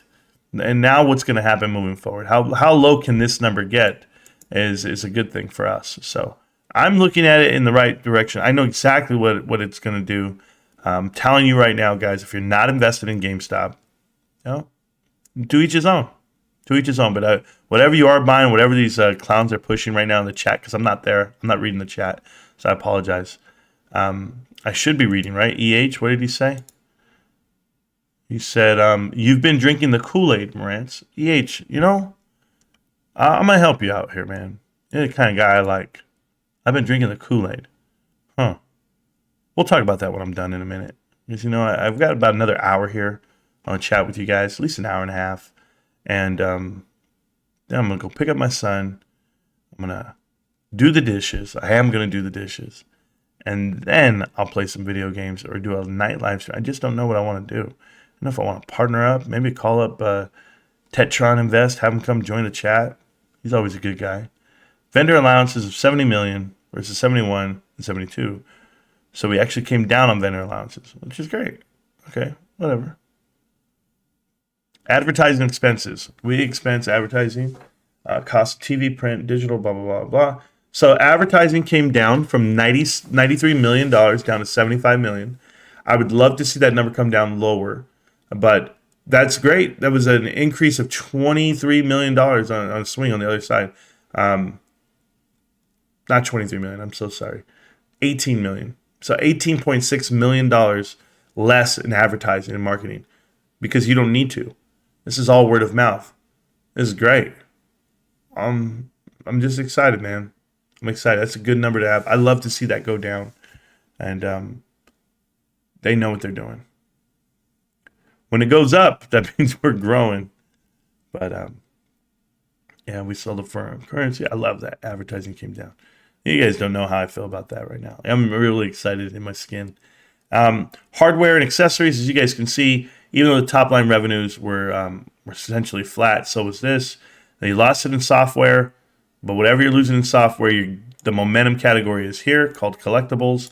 And as you can see from the 579 that was COVID, we get that. But it was here from the 824, you still came up another $140 million. So I'm excited on that. And I should go break that down because remember, I'm looking for the refurbished part. I wonder what does this do? No. I'll read that separately. I don't want to dig into it right now, but I will. So here we go. Unredeemed consumer liabilities and extended warranties and subscriptions. So the top line, unredeemed consumer liabilities, that is a gift card. Those are gift cards. And as you can see, the unredeemed ones are about 189 million. So you're still going to get 189 million in sales on the opposite way for us, which is cool. It's the fact that it's less than what it was last year just means that people are actually shopping more often, more frequently. It could be, hey, they cashed them all out during Christmas and they didn't do that the year before because what didn't we have the year before? We didn't have consoles the way we did this year. We had a lot of consoles this year. And I have about, oh, guys, I forgot to make this announcement. Holy shit, what's today? Wednesday? Hey, let me tell you guys right now. Forgive me, but I have over $100 of GameStop gift cards to give away. They were donated to the channel. I forgot to tell you guys this. Man, I have them. We'll give them away. I'll get the will out tomorrow, or I'll tell Kyoto. I'll wake his ass up tomorrow. But we'll figure this out. We're going to get you some GameStop NFT. We'll get you GameStop NFT on Saturday. We give you the one right there in San Francisco. I don't care how much money it's worth. It could be worth $1,000, guys, by then, and I'm gonna give it away. I'm gonna give away five $25 GameStop cash cards, like gift cards. I'm gonna do it. I have 5 of them. There you go. Okay, look at this number though. Subscriptions came up another $1.5 million almost. Okay. And warranties. These mother suckers are selling warranties in the store. This is why our revenue good. This is why it's so good. Now, over 16 million more extended warranties than the year before. Guys, that's a huge increase. Holy hell. $16 million worth of inventories. Worth of whatever warranties. Oh my God. Great job to GameStop and their leadership teams, all the way down to the operational level, to sell $16 million more in warranties. That is phenomenal, considering there's 3,000 stores. Freak, man. That's shit. Hold on. I got to do some math here. I like this number. That right there just got me excited. Holy hell, can you see it? No, you can't see it. My bad, bros. They literally had an increase of 15.9 million. Is that what it is? Yeah. I'm not really good at math, guys. Divided by, let's just go 2950. So they're selling an extra $5,000 a year on warranties per store on average. Oh God. Whew. Great job, GameStop. Great job. Guys, that's good leadership. That's culture. Hey, by the way, when they come in, let's sell them warranties. Let's sell them the used stuff. Let's get it at the bottom level. Oh, I love it. I love it. Oh, man, it gets me excited. Gets me excited because I know how much effort it takes to sell something. And if you're really trying to sell an idea, increased in contract. There we go, in contract liability. So this is going to be in the better realm, right? Yeah, we're heading in the right direction there. So there were 52.6 million of gift cards redeemed that were outstanding. During fiscal year, there were 48 that were redeemed. So they, like I told you, they did redeem more. So they redeemed an additional $4 million worth of gift cards. 52. So, but it still wasn't enough to offset this number here. So, yeah, it's a big number last year. They did a lot of shopping. Maybe people had more money last year, more confidence. Maybe. Thank you for that, Mr. President. Who knows? Operating losses. Australia didn't lose any money. I told you they never do, these damn guys. But here we go. U.S., 286 million. Okay. We'll figure that part out. Cap expense, 37. Ooh, that's a lot in Australia. How many stores are over there? That's a lot. You're over here paying $12 million just to make 500. I don't agree with that. Like this number is good for Europe. 5 million. So about 7 times more. So you better have 7 times more revenue, and you don't. So Europe's good, man. That's not bad on Europe. The only thing, yeah, Europe's real good, even though they lost money. How the hell did they lose money? They did good. Good job, Europe. I don't care. From what I just read, Europe's looking great. So this is a previous year. Is this it right here? Oh, okay, cool. So previous year, operating loss was a lot more. Cool. We know that part. And property and equipment was a lot more. And cap expense was a lot more. Well, 5 million more. That's 12 is high, dude. I'm telling you, 12 is high. Canada had no cap expense. It's crazy. They're like, nah, leave those buildings the way they are. Canadians, yeah, they don't care. They do. I mean, Canadians are cool people, man. All right, so let's see what this says. Property and equipment net. I have a big screen, so I'm like, my head's moving left and right a lot. Nothing, you're good though. Depreciation expense was 60 million, 76 million. So our depreciation expense is way better at 60 million. So our SG&A is going to come down. Oh, I love this. It's all coming, babe. You guys wait. You guys wait for me, all right? Wait for me on quarter one. I'll be right there at the finish line saying I told you so. Literally, I told you so. It's too much. All the leases don't really care right now. Excuse me. Been a long day. I'm supposed to catch up in the chat too. Sorry, guys. Let's see what we have. Family of Education. They beat Oklahoma last week, right? March Madness. Oh, I don't know. I'm going for SDSU, guys, if you guys don't know. San Diego State. I don't know if they're still in it. Marantz to go. Yeah, sure. Red Kool-Aid with every... Yeah. Oh, yeah. I drink the Kool-Aid. Okay. We're going to talk about that in a minute, drinking the Kool-Aid. Let's see what we have here. This is operating leases. The amount of money. $202 million this year. I'm telling you what's going to happen. Those numbers are coming down. By 2027, we're going to be great. $49 million. We're going to be great. So we'll see how it goes. As current position, operating leases liabilities, classified as long-term on the consolidated balance sheet. So 194 is current. So we got to pay 194 versus what was here. So that's why you see Man, if I go all the way up, 382 and 194, somewhere up here in this damn balance sheet where they're like, yeah, it's right. Liabilities, man. Liabilities. Watch this. I'll find it right now. Where's the real balance sheet at? Right here. So total current liabilities, long-term debt, operating lease liabilities, and other long-term liabilities. So yeah, it's right here. So this is the operating one. And then why did I say long-term was less than that? Or more than that? I don't know. I guess I should have bookmarked my page. My bad, bros. I'm just reading something. It's for myself. It's not for you. I guess. Right here. Interest. No, 81 million in interest. That's gross. Okay, so this was last year. I remember this one about the IMX and the digital. All right. So it says here, consultant, as of January, remaining deferred income to our partnership with IMX is 57 million in accrued liabilities and current liabilities. So what people need to know on the current liabilities chat line, like when you see it there, guys, it's because we made guys, this is good. This is good. Anybody gonna tell these people this? Oh, this is good. Okay, so check this out. On liabilities, right?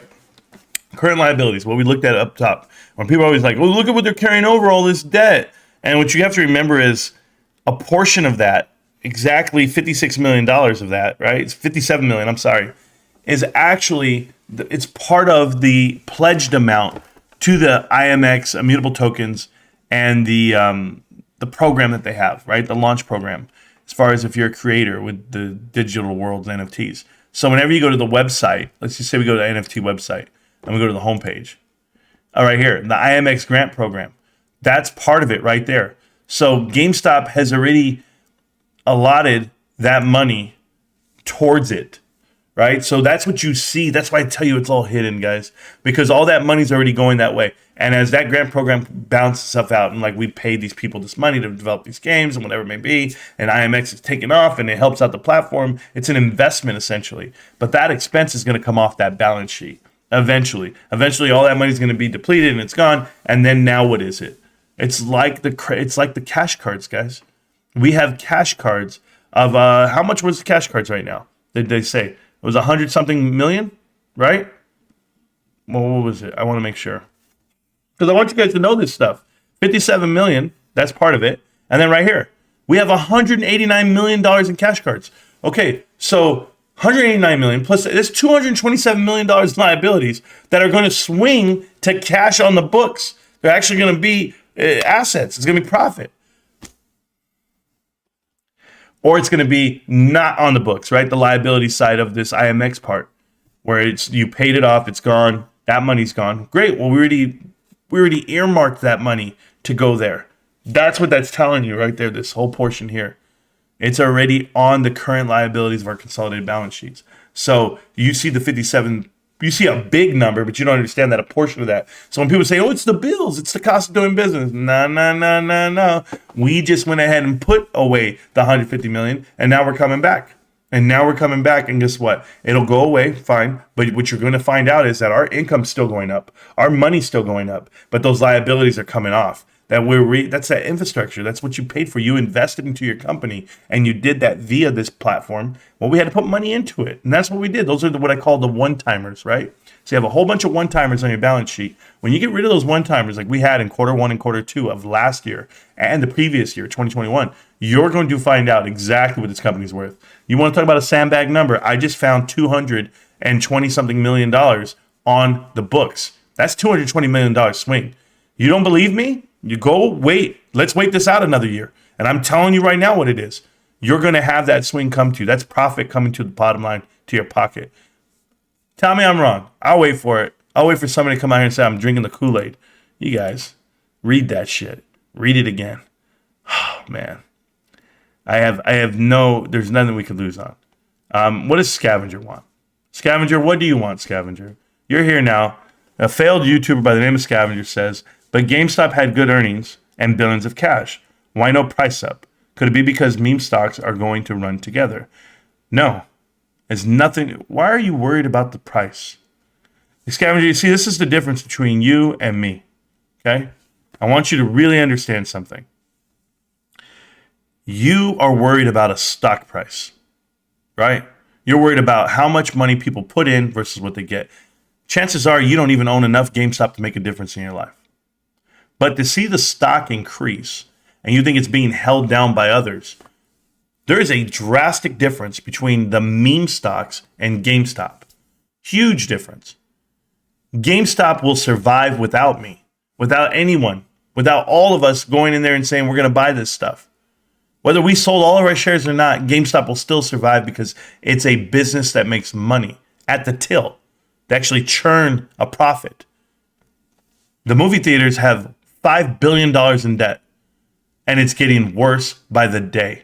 I'll tell you about a reverse stock split. I'll tell you about Antura buying out the bottom of this shit on a pipe. And you're going to tell me that Apollo's not in charge? Adam Aaron is Apollo. So all the fanboying you're going to do for your profit or for whatever you think is happening on a stock that goes up, you're going to day trade it tomorrow. You're going to sell your company. You're going to sell off this and take that profit and do what with it? Go piss it away in another investment that you haven't done due diligence in? That's you. I'm building my wealth, and I build my wealth with GameStop. And as GameStop goes up over the next decade, I'll still be in it. You won't be. AMC won't exist in a decade from now. Oh, it'll say AMC, but it won't be a publicly traded company, or it won't be with the people that you think it is. You're the problem with the internet. You're the problem with YouTubing. You've pushed out the positive reinforcement of what could happen with popcorn and credit cards, and you don't even understand what a licensing deal with popcorn costs and what it means and how much profit you don't make. You don't understand what co-branded credit cards are. Hi, I've launched the second largest co-branded credit card relationship in the country. I did that, and I know exactly what it's worth, and I know exactly what it does for you. It does nothing. It does nothing for your bottom line other than to build loyalty to your program, which you already supposedly have. So what is it that you're actually going to net a profit on? Nothing. There is nothing there. But when you talk about GameStop, speak on it slowly, please. Because you haven't been here for 2 years. You haven't been here for 3 years. You haven't been investing your time and your effort, reading a balance sheet and understanding it. What you've been doing is cheerleading. Cheerleading and fanboying what Adam Aaron does. And you don't even know who Adam Aaron is. You don't even know who Apollo is. They run that company from the inside out. Connect the dots or don't. But you have a platform and you use it not to the best of your ability. But hey, hang out in the chat here. Watch the show every chance you get. Because you want to talk about drinking Kool-Aid? You make the Kool-Aid.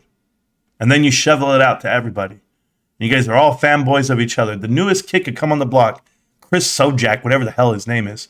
Yeah, have you seen him yet? Have you seen him read his ransom letters? It's embarrassing. Yes. Guys, this is the greatest investment of the 21st century. What the fuck are you talking about? Like, did you miss Facebook? Did you miss Tesla? Did you miss Apple? I can name about 50 other stocks before I ever touch. Well, I'm sorry. I can name 6,500 other stocks before I ever touch AMC. Worried about what GameStop's price action is ignorance. It's complete ignorance. GameStop is over what, 80 something dollars a share right now? Where was AMC at the time? $2 with GameStop back in the day? You need to worry about yourself, right? Isn't that what you say? Oh, don't worry about us, Marantz. Okay, I won't worry about you. You're going to die on that hill called AMC. $72 a share is what it was. It's down to $4. More so, they're doing a reverse stock split and they're going to take every bit of equity out of that. Yeah, you. You wake up every day and you sleep every day knowing that you day trade stock now since the month of December to now. Now you're a professional day trader. You make a lot of money doing it. Pushing out some platform to get people to invest money that they don't have, that you don't have. Oh, you think you have wealth? You're broke. Try doing this shit for free. Try waking up every day and grinding for free. Not putting a price tag on there. Don't partner up with a website. Don't do any affiliates. Nothing. No merch. Give it all away. Give away everything you have. And tell me what you have. I can give this all away right now. And do you know what I have? I have integrity. You don't. You never have. But come on to the chat anytime. You'll get educated. Chances are half you guys lurk anyway. Appreciate you, bro. Back at it. All right. And I have time. No, I don't have time for these nerds. I don't have time for these shows. I have time. I have all the time in the world. Because I have a great career. I have a great life. I've got it all figured out, right? Yeah, pretty much. I got good friends, too. You? Phil for real is your friend. You are who you surround yourself with. Remember that. All right. Now, adjusted costs in U.S. government securities, 252, 254, which is great for us. Those are assets. Eventually, we'll turn and sell. Remember that we don't have to post the price that they're worth. We only post the price that we bought them at. It's almost like the banks, complete opposite. Banks will tell you what they're in at on these bonds. They will never tell you when they're negative and they don't reflect the negative on the balance sheet. Well, guess what? GameStop doesn't reflect the positive on the balance sheet. They just tell you what they paid for the marketable securities. When they sell them, that in turn will show you a profit. So when everyone's trying to tell you that GameStop is buying Bed Bath & Beyond shares, I want you to read this whole section here that they refuse to read. Okay? GameStop. Remember what I told you. Third quarter is when it started. The company opened profiles and consisting of U.S. government Treasury notes. They went in and put in $250,000. They have since sold some and made a profit. We know that. We saw it on the balance sheet. Just want to let you know they're buying T-bills. They're not buying shares of Bed Bath & Beyond. They're not leveraging themselves to a terrible company that makes no money at all. It is absolutely embarrassing when I hear these guys come up with these ideas. Whoa, wait a minute. Shut up. It's gross. It's absolutely gross. I don't care. I know I was having a cool moment there. I felt all right the whole damn day. But when I have idiots like this guy coming through the chat, it's simple. They don't want to learn. They don't want to learn a damn thing. They want to sit here and say, popcorn. No. You also have respect, Marantz. Much respect to you, Marantz. Well, thank you for that, Crouching Tiger. I know none of them do. I know none of them have respect from their own crew. None of them watch. I mean, these guys all watch for one reason only. They want to get rich. They want to make money. But they don't understand you need to go out there and create your own wealth. And to create your own wealth, you need to put in some really hard work. There's some lucky kids out there that can click and talk, and you know what? They made it. They peaked out, and they hit the algorithm, or they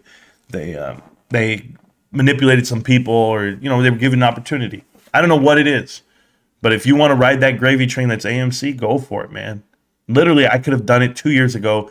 AMC to the moon, AMC to the moon. My channel would be bigger than anything in the world because I'm infinitely more talented and entertaining than you. But how many people would have I led astray? All of them. Never happened, dude. Think about from the minute you made your channel, Scavenger. I don't care who these people are. Anyone in here. The minute you guys make your channel and start talking AMC in the positive, I want you to look at what the business has done since then.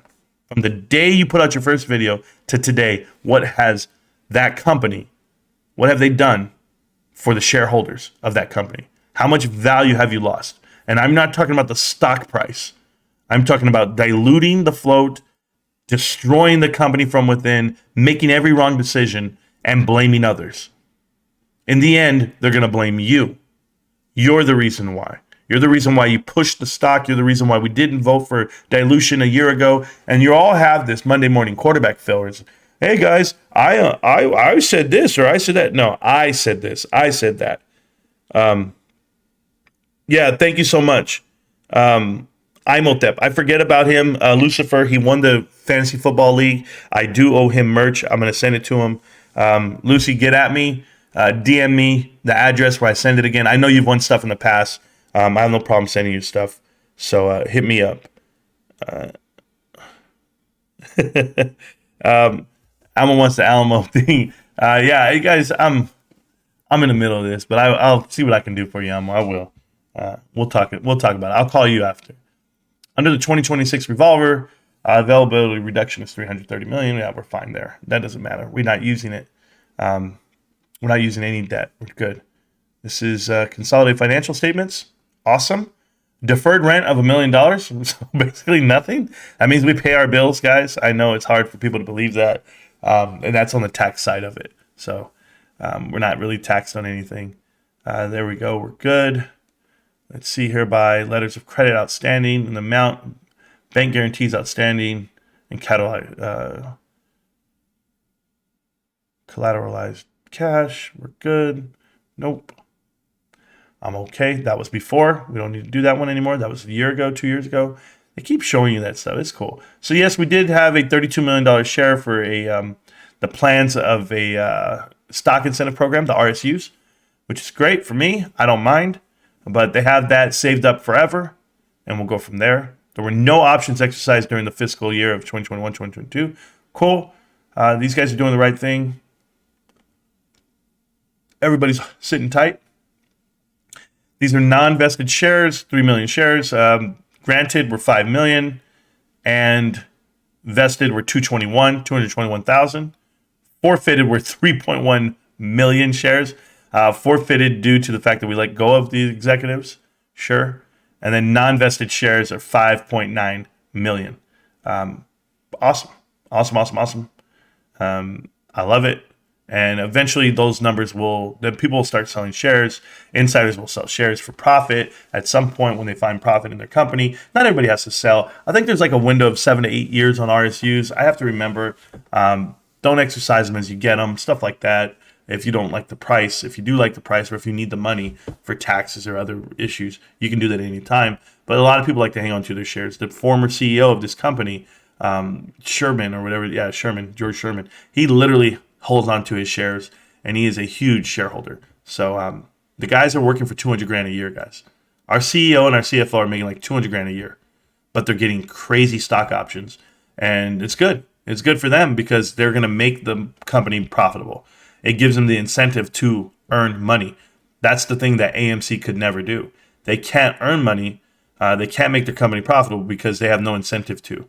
They literally sold every single share they own over these last 2 years, even the CFO. And I know there's a clause in there that tells you need to hold X amount of shares, 5 times your salary, 3 times your salary, 1 time your salary. Well, the thing is, these guys won't be in business in 5 to 10 years.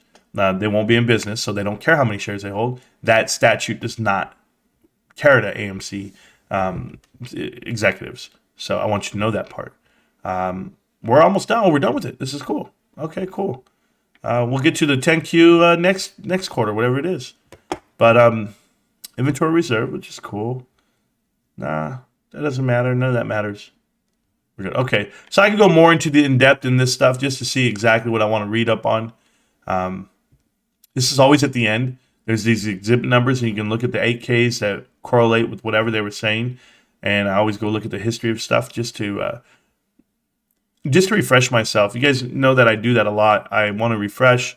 There's Jim Grobel. There's him. Yang. These are all the board of directors here. So this is pretty awesome, man. I love these guys. And this is our whole board of directors right here. So she's great at the bottom. Yang Zhao. I don't know how to say her name. Yang Zhao, I think, or Yang Zhao. I don't know. I just know Yang. Jim Grobel, he's been with them since Chewy days. Ryan Cohen, same thing. Larry Chang, Alan Adel, Diana, and Furlong. This is all a great company. All great people. And I'm happy to see it. And I'm happy to see this date right here. This date, my mother's 60th birthday. What a great day. It just speaks to me, this damn thing. All right, so we'll go back to the chat now. And we'll go back to the idiots. And we'll go from there. You guys know I'm still doing my homework on stuff. I'm still here. I'm not going anywhere for another hour. I know Stax is going to love that. Stax usually sees me walk away now, and I'm like, yo, I'm out of here. But I just have a lot to read about now. So let's go ahead and read about it. Let's go ahead and react on it, and let's do our thing. Go back up to the top of the chat as far as I can go. Sorry, guys. But I'm here. So there you go. We read the whole thing on the 10K. Found some money hidden in there. I loved it. About $220 million. It'll all come back on the bottom line soon enough. Certainly when I start giving away these damn gift cards I have. So 8 Dime, what's up? Web 3.0, you won't be able to copy NFTs. If you don't buy, you won't have. Correct. 3/4 and a nickel. 80 cents. Is that what Bed Bath & Beyond is at right now? Is that what we're talking about? Let me go look at Bed Bath & Beyond. Well, let's start. Doge, don't care. Highcroft, 40 cents. Wow. Oh, yeah, 80 cents. Bed Bath & Beyond. What a great company, guys. AMC. Let's put AMC on the screen. You know, since this character wants to walk into the building. AMC, let's look at you. Oh, man, what happened, man? What happened? I thought there was a rocket yesterday. I honestly thought something was happening yesterday. This was the MOAS was happening. I mean, because a MOAS at this point is going to need to have like 1,000 bagger, because holy shit, bro, it's $4. But they don't close. They never do. You sure? You sure? Man, I should put up our candles. Look at this. This is our candles, right? Like this. This is our candles. Like this. We're still in this wedge. I'm bullish as fuck. I was right. This is how it's gonna be. Cause hey, that's what we got. All right. So this shit's gonna hit 140, and we're just gonna sit here and look at the hour candles. Okay. All right. Cool. So what's up, man? Yeah. No. Anybody got anything to drink? I'm gonna drink some tequila. No. It's a weak ass kid. Anybody seen Ant Trays, bro? I got a milk carton I got a picture for his milk carton with this kid missing, bro. Somebody help him. All right, here we go. What's up, millionaires? There we go. Just heard the Adam Aaron clip from 2 weeks ago. Unreal. I don't know. I have a whole bunch of clips of him where he's just talking that bullshit. Loving your Adam Aaron conversation. So am I. We read that part. Awesome. Privilege is great for fundamentals. Yes, sir. I agree. Read all of this. Thank you. I want another Sojaka video. I have not laughed that hard in a while. T-Dog, my bad, bro. That was it. Anybody sent it to him? I don't know if anybody sent it to him. I want to be famous on Twitter, so I want to be like him. I'll go ahead and cut up that video from yesterday. Conspiracy channel should be changed to hot topics. That's pretty good, man.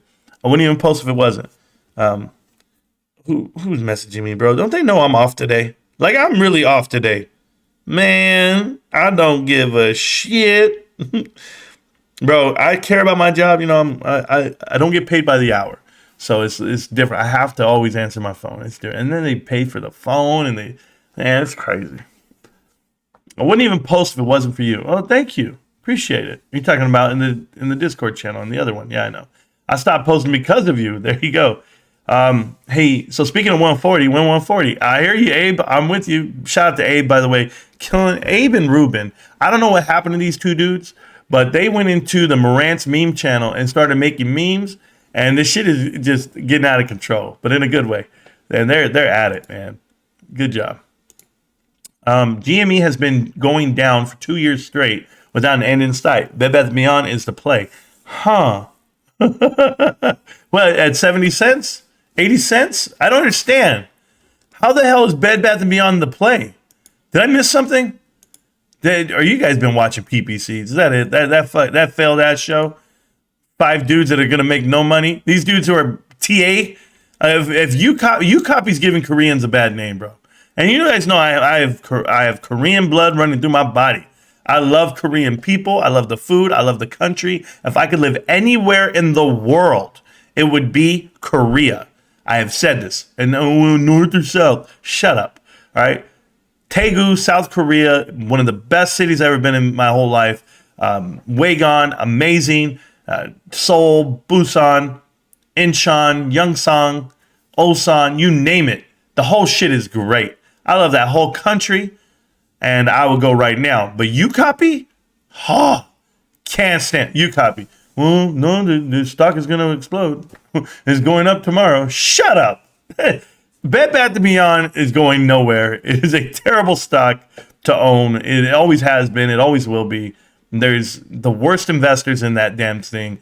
The leadership's terrible. There's nothing. No, it's not being held down by all the other meme stocks. But we're going to break free of these chains, bro. We're going to break free. They didn't state that they were closing in Reno, Nevada.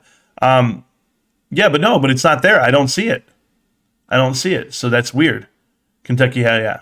Can't believe how many stores Ohio has. Ohio, come on. This is how we found out the turtle swinging that BDE.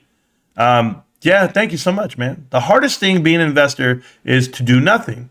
That is what I learned from Terry Smith for Funsmith. Yeah, hey, Monty White, I'm going to tell you something, man. Doing nothing is huge.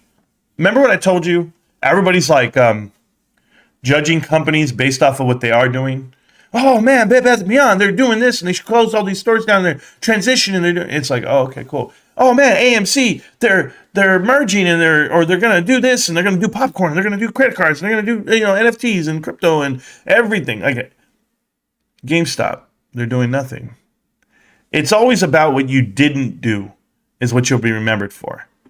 Like, honestly, guys, like 7 years from now, 10 years from now, in the halls of GameStop, they're going to go in there and be like, hey, man, remember that one time that AMC called and we just hung up on them? That was awesome. Because we weren't fielding their phone call. Nah, man, that was great. Hey, man, do you remember that one time so-and-so tried to merge with us and said this and that? Yeah, and do you remember that CEO who used to work for us who said no? Yeah, Matthew Furlong, yeah. Whatever happened to him? Oh, he retired, man. He got rich and retired, but it's cool. But he did the right thing for this company. Like, that's what people will remember, the things that companies don't do. And that's how you become successful. You avoid the pitfalls. You avoid the cash burn rates. You avoid all the things in life that are going to knock you down. And I'm learning a lot by watching GameStop doing what it's doing. Profitability is the best news we can ask for. It's the only news you can ask for, Ryan Sung. Like, forget all the bullshit, okay? When people tell you all these meme stocks move together, put up balance sheets all next to each other. I don't care what you own. I don't care what company you own. Put up all the balance sheets right next to each other. There's only one that's in profit right now out of all this bullshit, and it's GameStop, period. They actually posted a profit for the quarter, which none of these guys could ever do. And then you heard them. Guys, I don't let these guys get away with this shit. I was there when we're going to post a profit for this quarter four. We have the best movies of our lifetime coming. Wakanda's here. Avatar's here. It's going to be so successful. We're selling more popcorn than ever. We have so many people going to the movies. We're sold out. And it was Boss Blunts. It was AMC Bigums. It was all these guys promoting. I would tell you that it's the fundamentals, but it's not, because it's descaling that way. It's worse than that. The industry is dead. And you could revamp it or you could do anything you want, but you can't dig out of a hole that's $5 billion. It's not possible. It's not possible. And, we're going to get rid of our debt. And you have to hear that every 10 seconds. What are you talking about? It's $5 billion. Don't you think that if they could have got rid of that, they would have did it, 5 years ago? When they had the biggest movies of all time and the most money ever coming into their company? 2018, 2019 was the biggest years in box office history. But what it was a disguise. It was a disguise of, hey, you make all this money. All this money's coming in for the movie studios. But were you actually showing the movies? Those things are gutted. There's too many movie theaters in the country. They're oversaturated. It was never like this before. They're too big, and they're too big, and they're not big enough that they can't fail. They're definitely going to fail, and it's over. It's over. If you only knew why Regal went under, why they filed for bankruptcy, it wasn't because of the competition, because they got sued, and that lawsuit came from the origins of what AMC is. And if people can't connect those dots, well, then I can't help you. I can't help you that it's all run by Apollo, that it's all set up this way, and they actually have their plants put in place. And I'm going to dig even deeper into AMC board of directors on my day off just because I feel like doing it. I know that Badass Trader has a whole series on it, on Adam Aaron and what he did with Apollo. I don't have to go that far only because I know what Apollo is. You guys know what Apollo is, but look at who else they're at. They're at Bed Bath & Beyond, man. Knocking on heaven's door. Bed Bath & Beyond is the play if you love to lose money. Correct. SVB now 145% up. And that one had nowhere to go but up. It went down 99.6% on everything. If SVB was the investment of people's lifetime, of course it's going up from nothing. It went all the way up to $1.28. But what's this really worth? What's this really worth to anybody? And why are people playing these games? You're playing this game to make money off of what? It's just not for me. It's not. I don't know when it's going to get shut down. I know that a portion of this portfolio is getting bought out by people, but this has to go private. This has to go private. And when it does, whoever got in it today and was a day trader, good for them. It's not for me. It's not the way I invest. I don't go chasing things, and I never will. But a terrible company like AMC is fun to watch. A terrible company like Bed Bath & Beyond, fun to watch. Watch them fail, watch them fall. But Americans are losing jobs. Guys, these entry-level positions that people are losing, the executives at the top, they're not going to lose too much. They're still going to work there. It's still going to be a company. It's just going to be publicly owned. So, I only got shares. Good job, Bossy Blunts. GME is building virtual movie theaters. RIP AMC. I don't know. You should get some puts. People ask me that too all the time. Stacks, Marantz, if you know so much, why aren't you buying puts and cashing off of it? I felt like I don't want to make money off of people that are losing money. I feel like it's not the morally right thing to do. You know, I think about that often. Like, you got to have this compass, and your moral compass, right? Like, point you in the right direction. And you could all make money the dirty way, but why would you? It's not. The moral hazard of these companies is so left. It's so gross that no one's holding them accountable for the things they're doing. People are literally giving them a pass by creating platforms and saying, "Oh man, you should buy in right now. It's the bottom." It's like, what the hell are you talking about? How did we get here? How do we get to the bottom? That's what we should be having videos about. Like, there should be videos about Bed Bath & Beyond's leadership and calling them out for what they're doing from investors that are losing their money, just like AMC should have been doing for forever. Now they just started doing that just a couple of months ago, but it's over with, that movement. So people like, all these failed YouTubers like Scavenger. Hey Scav, how you doing? Little Dick Energy Scav. He literally is part of the problem where he's perpetuating what it is, right? If you allow it, you promote it. If you promote it, you allow it. It goes hand in hand. So clean your room. But if you allow that room to get that way, you're promoting the fact that you don't want him to clean it. I'm just using it for like my kid's sake, My wife, he needs to clean his room. Yeah, babe, you sound like every mom in the world, man. Clean your room. Let him play his games, babe. What? Nah, it doesn't work that way. I try to cover for my kids all the time. My little man, he's a gamer. I'm like, hey, it's bedtime, bro. He's like, Dad, I got one more. It's ranked. I got to get in here. Like, don't worry, I got you, bro. Yeah, baby, he's going to bed already. No, he's falling asleep right now. No, shut the door. Shut the door. Turn off the mic, bro. Just grind it out. No, he's good. No, he got everything ready for tomorrow. He's good. Put everything away.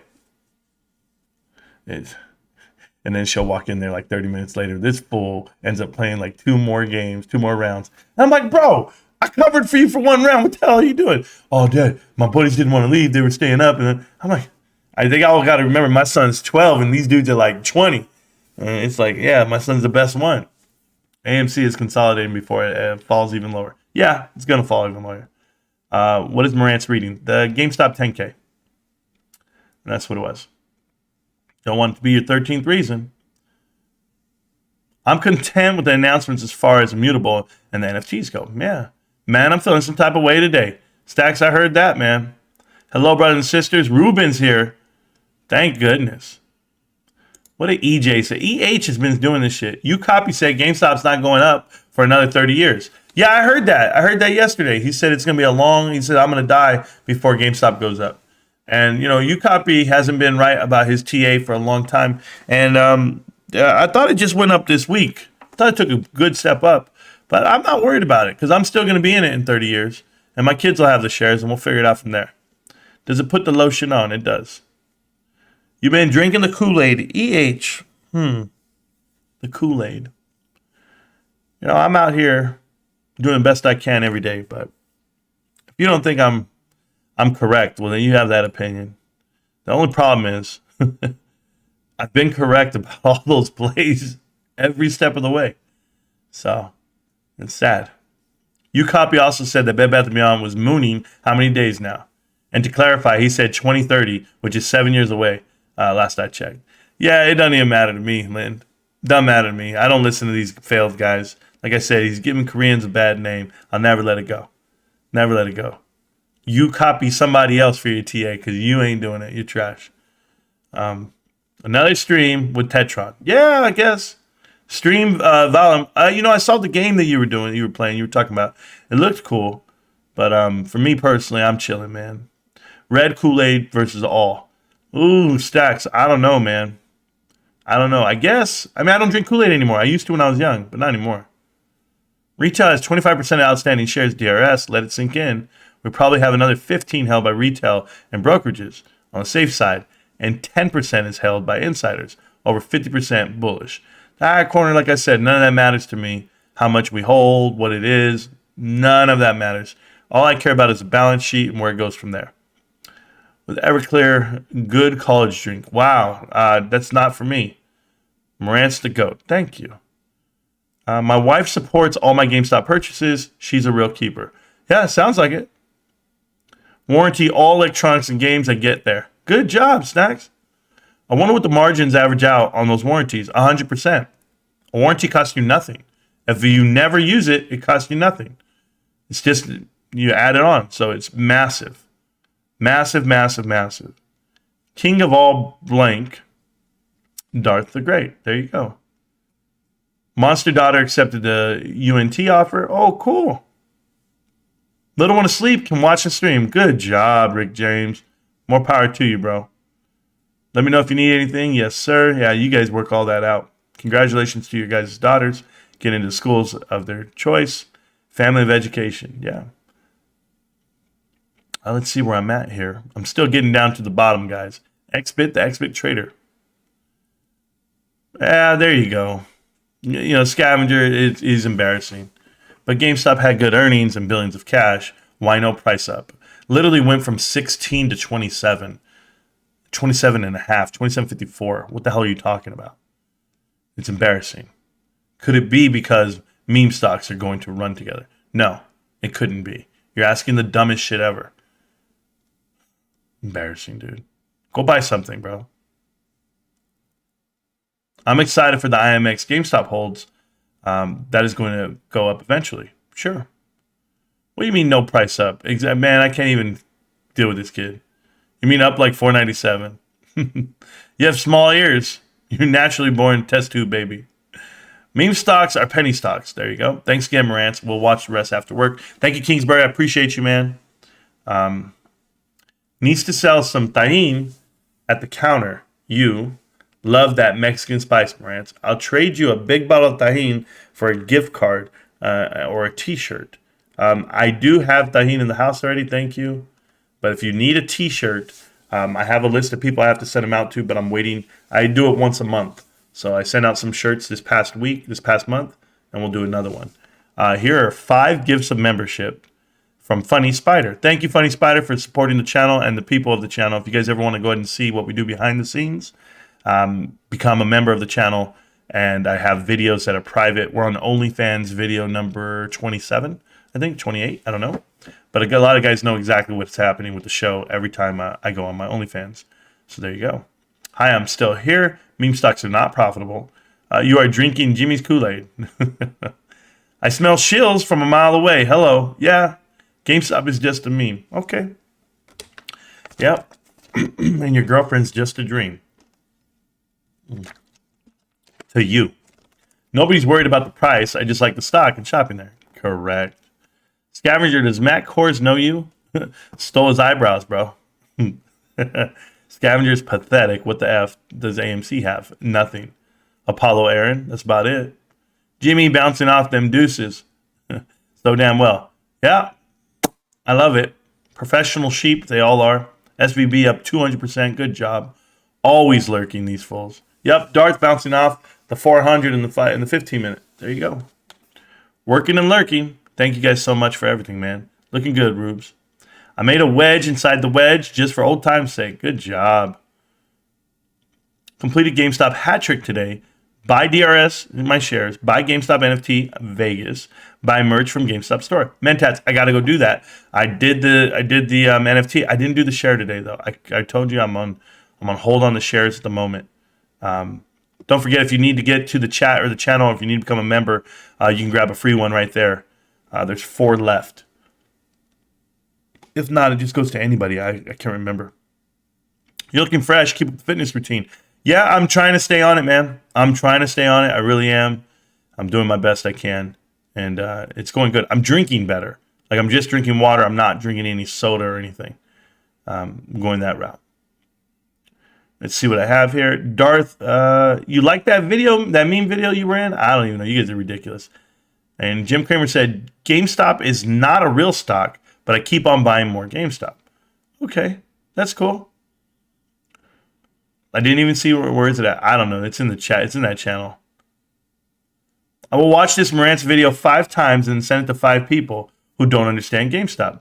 Joe Romano, I appreciate that, man. I try my best. Kermit knows who I am. You let him know. There you go.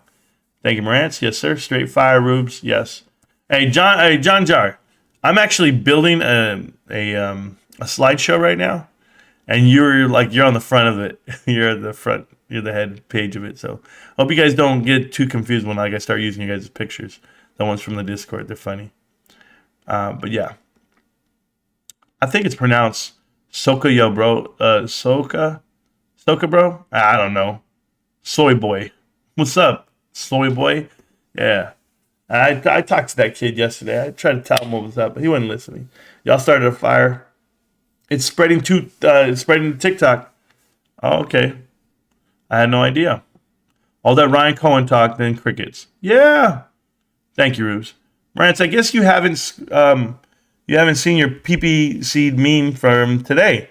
Ruben, I haven't seen it, but I can't watch them on the stream because they are copyright. Right? They have a lot of copyright stuff. So I'm not trying to get our videos banned in other countries like I have in the past.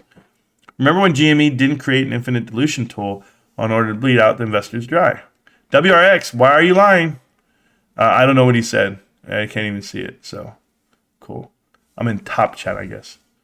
You copy says you know a million times. Oh God. PPCs was jealous that Pete the pilot was beside the shirtless gay guy in the video last night. You see his displeasure? No, I didn't see all that. I just know that in my mind, the sexual orientation of that whole crew is the same. But those guys, they were insensitive last night to what they said and to victims of any child abuse from a position of authority. And I felt that very unbecoming of anyone to trivialize that. And it's not like I'm trying to be woke or trying, Marantz, get over it. It's just a joke. It's not a joke to me. Because if you've ever seen how it ruins people's lives and what it has done to them moving forward, it's very unfortunate. And I'm sensitive to that. I'm an adult about that. So they're not, therefore I should give them a pass. Nah. Just hold them accountable for what they say because they're speaking reckless and they shouldn't do that. Nah, bro, I was telling Magus to buy puts. Oh, and he was underlying assets. I would never. Marantz, any chance you'll be doing an updated collab with Austin Tobit? I really enjoyed that interview. I wanted to do one. I didn't find the time to text him. Obviously, I have his phone number and stuff, and we've messaged each other in the past. I just don't like to bother people for those interviews and stuff like that because I just never know what they're doing. And, I don't want it to come off as like, hey, we're trying to get more views or something. I hate that feeling because it's not the way this goes. If those other YouTubers figured out the truth of this channel, it would blow them away, right? Like it has nothing to do with how many people can we get to come back every day. It's if I do have somebody that comes back the next day, I want to know who they are and I want to know their story. So like all of you guys who are here that have typed in the chat before, you tell me how many times we've had dialogue through via DMs or Discord or Twitter in the past, or even here on YouTube. Like I literally try to get to know every single person in the channel.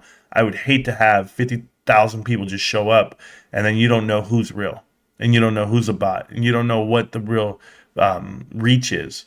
That's why I laugh. I laugh whenever I see people's channels just blow up and they hit the algorithm, boom, 50 million people, 50,000 people. And it's like, you don't even know if those are bots or not. You don't know who they are. And you've been infiltrated. At that point, you can be manipulated just based off the number. Because if you make a video that promotes something, then your views go up. I need to make more videos like that. I need to make more AMC videos. Yeah, let's talk about AMC in a positive. Look what happened. Guys, I made a headline that said AMC to, X amount of $1 billion or whatever it was just the other day. Just as an experiment. I do this all the time. I'll make a bullshit ass headline and a thumbnail. But yet if you watch the video, I'm speaking very negatively of AMC and what's going to happen with this company where it's direct. You're all full of shit. You don't know what you're talking about. but yet it has 6,000 views and everybody's giving me thumbs ups and it's like, it's the best video. And it's like, did you even watch it? Or is it just algorithm? That really happens, guys. Oh, wow. Somebody just texted me. Like I said, this is work.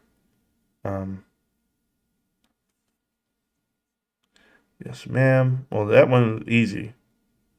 That's my wife. That one gets a yes, ma'am.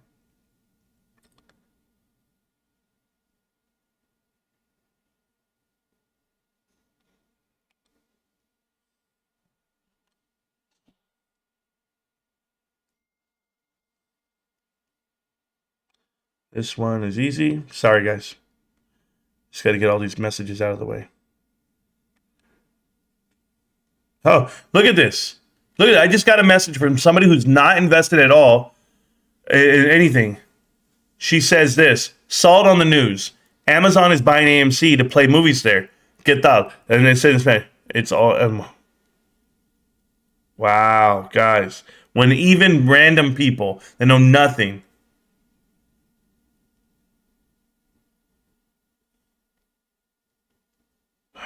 Man, so stupid.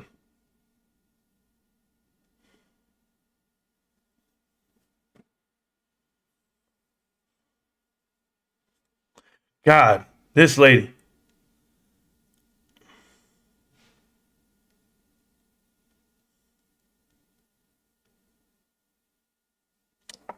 She said, I saw it on the money market. I saw it on the show. I saw it on TV. Amazon's buying AMC. So now they're texting me every damn left and right because they know how I feel about it. It's not true, guys. It's all bullshit. It's all fake news. And no one's buying AMC. No one's going to save that shit. It's trash. If you don't think Marantz is correct, you need intense financial therapy. Yeah, you do. Chad, but like I was saying, I'll go back on that. I can reach out to Austin. It's just, for me, it's not the time yet. I talked to him the last time I talked to him was we were talking about Bed Bath & Beyond. And now that it's all played out, I want Bed Bath & Beyond to play out so then I can have another conversation. So, but there's no rush for me. I don't need to get people back on the channel every day. But like I said, if they knew what this channel was, it's just real people getting out the message every day for free. Losers. Ugh. All right. The gift of membership went to Michael Crago. He got a gift of membership. There's 3 more from what I can see. Scavenger's a lot lizard. Yes. We know that part. Thanks for the earnings breakdown, bro. Funny Spider, you're welcome, man. Do you have an AMC shirt? No. I've never invested in AMC and I never will have a shirt. I asked ChatGTP, what is Scavenger? And it says a jackass. You know, I'm about ChatGTP and the way AI is breaking the scene more than ever right now. I just tell people, be cautious with the way it's being used and what it can be used for and the message it can come out. We just don't know enough. I'm not being a skeptic in that way. I'm just letting you know. I had somebody give me some information from ChatGTP about Bed Bath & Beyond and about their insiders and stuff. And I went through and I found out that the information was incorrect. Now, should I make that video and say ChatGTP is incorrect? I mean, I can't even prove it to this point because I don't use it. I just have a screenshot about what it said. So that wasn't true. That's not factually true. But a lot of the information can get skewed. It is a robot. It's a program. So just be careful and do your best. That's it. Be very careful on how you use the information. AMC has really good profit margins.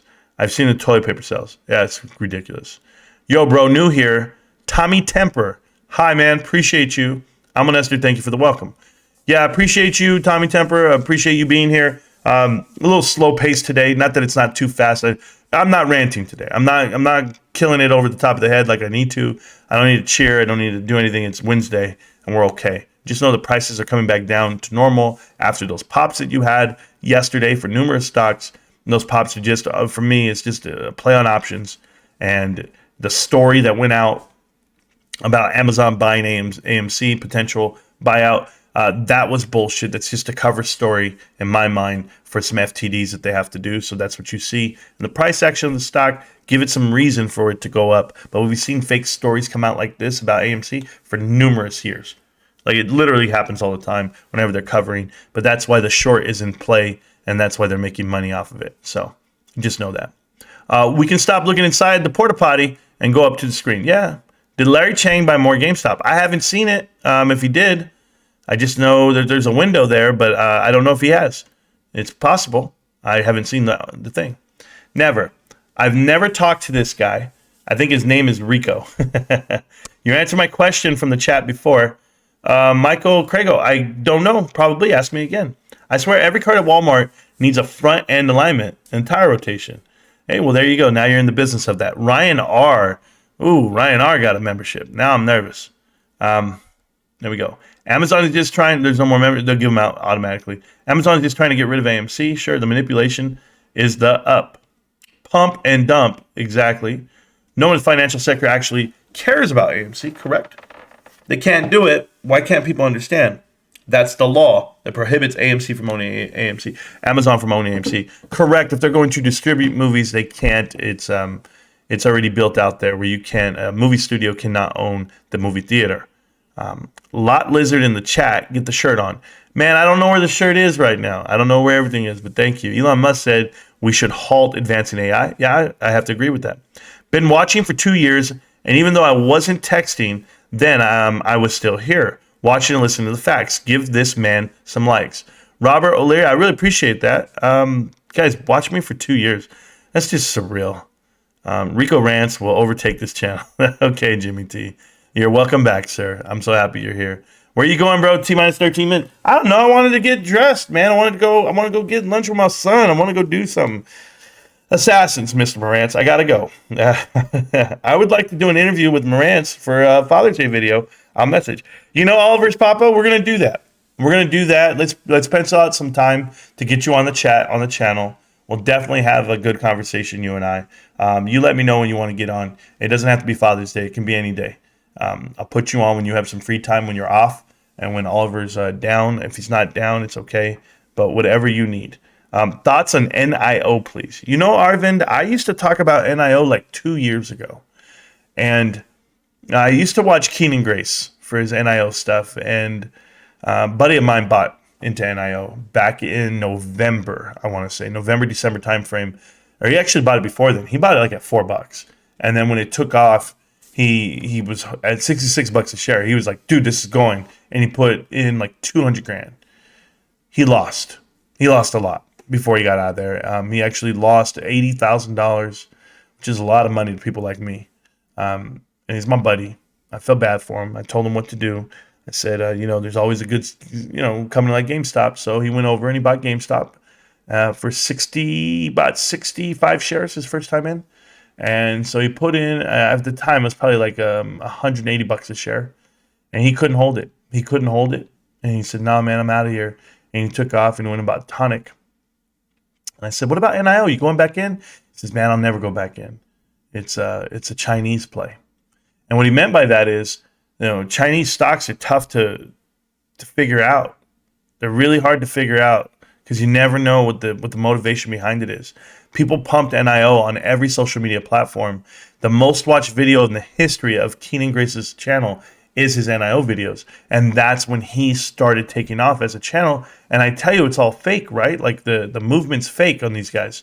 So these Chinese bots can pump out channels that give views for like NIO, right? And it's going to give this example. And NIO goes up and gets his viewer count high, and all these subs go right with him. And he's up to 400,000. He says, oh my God, if I put out an NIO video, I'm going to get more views. So guess what he does? He puts out another one and another one, another one. And that's how you manipulate social media, because they're giving these guys fake views. And they all have it, dude. All the AMC guys are the same way. They all have the same 29,000 subscribers. Like, they're not growing. These channels don't grow because it's all fake. And when you sit there, you're just like, okay, and they have their views pumped. And it's because if you put out that positive video about this, it'll pump that view. Well, guess who's in China? NIO. Guess who's in China? Wanda. Wanda sold AMC before it ran and went crazy. Wanda sold AMC over this last 5 years. And the pride of, we used to own that movie theater, is just that. Did you buy any of the GameStop NFTs? If not, why? Kuzma, I did buy one. I showed it. I'm giving it away. I'm giving it away on Saturday. I'm gonna let everyone get a chance because we're gonna do the will. And I bought right here. I bought San Francisco. I bought it this morning, and it's worth $138 right now. And I bought it for $80. So I'll definitely be giving this away. There's only 66 left in the world, but I will give this away for free, like I do every NFT I get. I literally will give away everything. I don't care. I don't need it. This thing could go and be worth $10,000 in a year from now, 2 years from now, 20 years from now, whatever it is. I don't care. I don't need it. I don't need the money, man. Like, I know you guys think when people say that, they're like, oh, no, you don't know what money does to you, what it will do to you. It'll ruin you. It will ruin you. And oh, I want to get ruined, all right? No, you don't. My wife has grounded me so much. I'm going to end the show this way. I got 8 minutes left. I'm going to tell you guys something, man. I've said these stories before in the chat. And you know what, bro? You should never come into the channel. First off, Kuzma, we don't allow super chats. So don't super chat. It'll get blocked and banned and cut out every time you do it. But about the Chinese stock stuff, you should buy Chinese stocks if you live in China. Sure, Expert. It's really tough. It's really tough to buy Chinese stocks because you have to know like what's pumping them half the time. It's really tough, guys. So, and then the administration, like, are they on your side or not? And you just got to know. So here's what I got to tell you something. I'm lacking. I need to set up a GameStop wallet. Funny Spider, you do. It's easy. Go to the nft.gamestop.com and you can do it. So thanks for keeping me company at work. Yeah, no problem, bro. But I want to tell you guys this. This is what Lou did, but killed all his videos. And now he's working his ass off to get a following by making 6 to 10 videos a day saying nothing about AMC. Yeah, I Model 3 dude. Yes. So the algorithm is, and I know it because I did it one day just as you guys got to know this. I tested the idea of what full-time YouTubers should do to promote their channels, like how you blow it up. So I'll give you this example. January 1st. If you go to my channel, January 1st, New Year's Day, I was like, oh, let me try this out. I put out 9 videos, maybe 13 videos that day.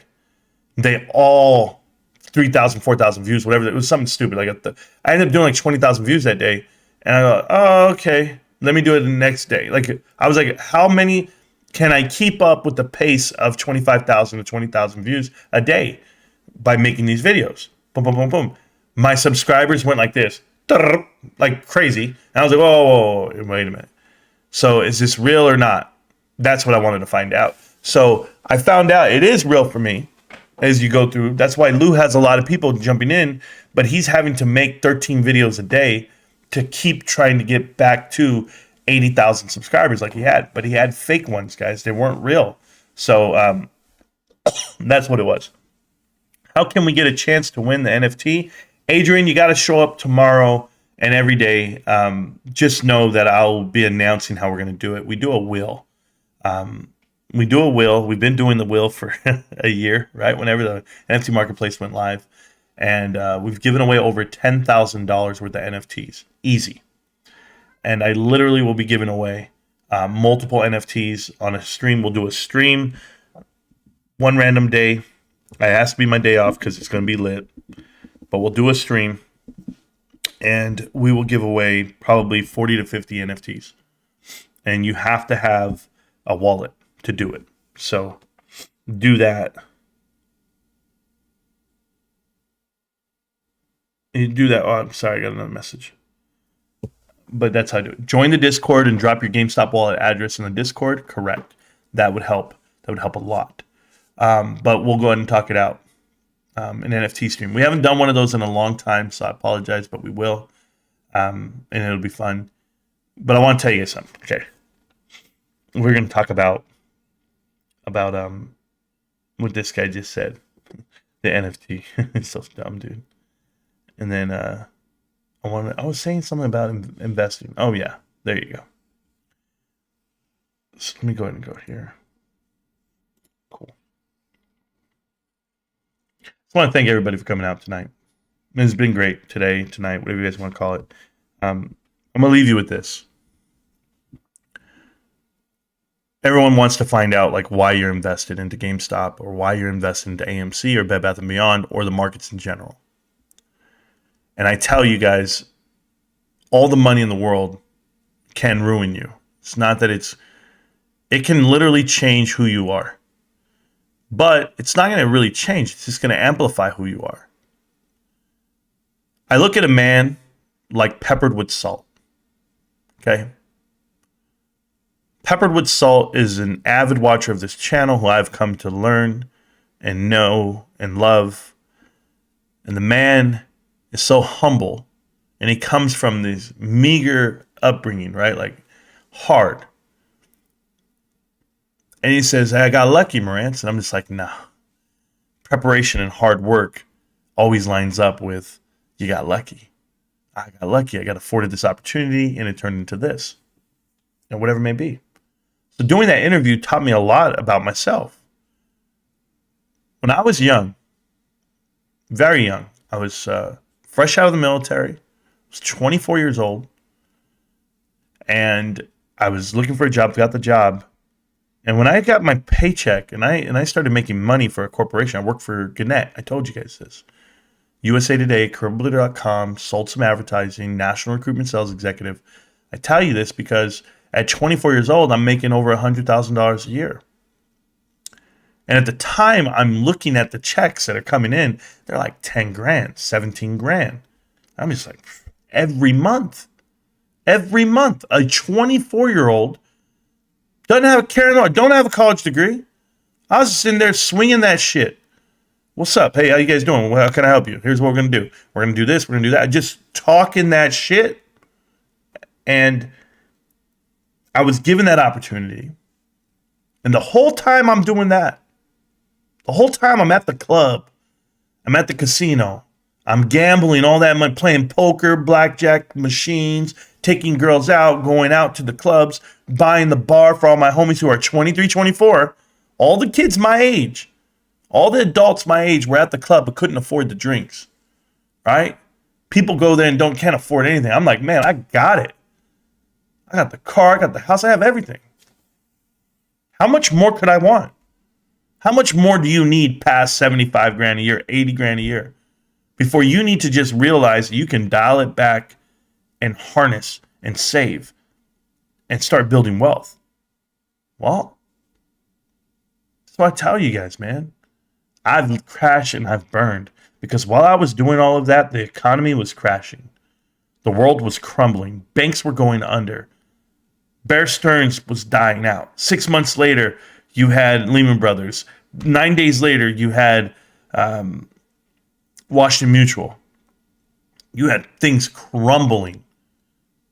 I had no idea. None. I was uninformed. I was ignorant. I was a fool.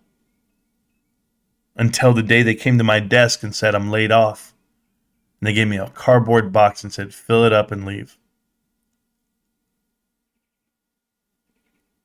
I cried. I was a father of 4 at the time. I didn't know how I was going to pay for my kids to eat. I didn't know how I was going to afford anything.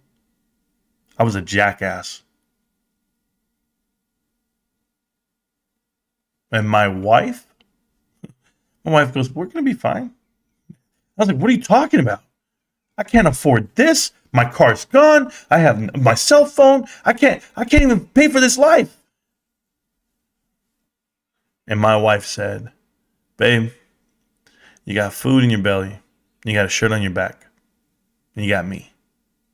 We're going to be fine. All these guys trying to tell you how to invest your money, right? I'm not telling you that. I'm literally telling you guys, be thankful for what you have. And for the little bit that you can park away on the side, do your best. That's it. But in addition to doing your best, do your homework. Stay informed. Know what the hell's going on around you. Because if I would have known then what I know now, holy shit, we'd all be millionaires. I've been grinding for the last 16 years to get back on my feet, to have that feeling that I could walk in and buy the bar, right? That I can have that feeling that I could afford any car I want on the lot. And that feeling where all my friends are like, he's got it. I'm going to tell you something. I have it. I can afford any car I want. I got the house. I got the wife. I got the cars. I got the money in the bank. But let me tell you what I do have. I have a head on my shoulders. And I literally do what I feel is right. I don't do shit. I don't spend $1. You can't get shit out of me. Like, what? Can we get the bill? Can we split it 5 ways? What do we... Well, I didn't order that. I didn't get cheese on my burger. No. Hold on. The napkins? You're going to charge me for the nap? Guys, I'm the worst. But hey, and my wife is like embarrassed at times. She's like, what are you doing? I'm just like, what do you mean, what am I doing? And there's times where I got to cough it up. All right, here you go, whatever. But I learned a lot, man. I learned a lot over these years. And by hanging out with the right people, talking to people like with Ruben and Almo and Pep, like it's invaluable. And you can't put a price tag on it for those life lessons that you're going through. So forgive me if I'm looking at 20-somethings coming into YouTube and telling me I need to put my money on the play because this is the play of my lifetime. Because the kids grow a mustache or they put a mask on and they're going to tell you, this is what it is. I'm going to tell you. You're ill-informed. You've been manipulated. You ever... Scavenger. You look like the type of guy. You ever been to a strip club? You ever had the girl walk up to you and be like, hey, you remind me of my ex. Come here, sit down with me. I'm lonely. No, nobody ever wants to dance with me. I just sit here. Yeah. No, I'm here, though. I'm here every night. No, I got a little girl. I'm trying to go through college. Well, hey, keep me company. No, keep me company. Oh, look, the song's playing. You know what? I'll sit with you, but they're gonna make me dance, and they're gonna make me charge you $40 for this song. Is that okay? Okay. Oh, they're playing another song. Is it okay if we do 2 songs? I'll go 2 for 1. Don't worry. I'll dance for 4 songs. Yeah. It's your last $80. It's all you have? It's okay. It's okay. I'll wait till you get paid next week. You can come back. It's cool. Here, I'll give you my number. You can see me after the class, after the club. None of this happened to me, damn it. None of this. I'm just letting you know how they con you. I've seen it in the movies, bro. No, some bullshit. You're still getting manipulated by women, tits, and ass and cleavage. That's the point. The point is that you're so cherry at life, you'll get took. Shit, you'll get conned by a DirecTV salesman at Best Buy. You won't even know how to walk away from that. You didn't know how to walk away from these failed investments. That's why I have a platform. That's why I exist. Because you exist. Remember that. Everyone else here. I should be reading the chat right now. Because you know I love you guys. But Kuzma says, never been to a strip club. Yeah, but you named your channel your name after Kardashian wannabe. If you guys don't know what's up, if you guys don't understand it, it's cool. I just want you to go, look at this one, Jimmy T. A YouTuber telling you the other YouTubers are wrong. Is that the Marine guy's channel? He's never said I'm wrong. Giving me a super chat is going to get you in trouble, bro. I'm just going to tell you right now, we don't accept super chats, so the minute you put it, it gets deleted. Do not super chat. Marantz is the forever will be the man. Bro, I got an amazing strip club story I'll share with you later. All right, hit me up, bro. You know how to do it. We love you, Martinez. Thank you, man. It's my surname. I bet. No super chats. They're going to tell you right there. No super chats. Try to tell you, man. We don't promote super chats. I'd rather you guys spend that money on stock. And, you know, a couple of shares of GameStop can go a long way. The stock did end today, guys. Bed Bath & Beyond, and it ended at 81 cents. It's MOAS.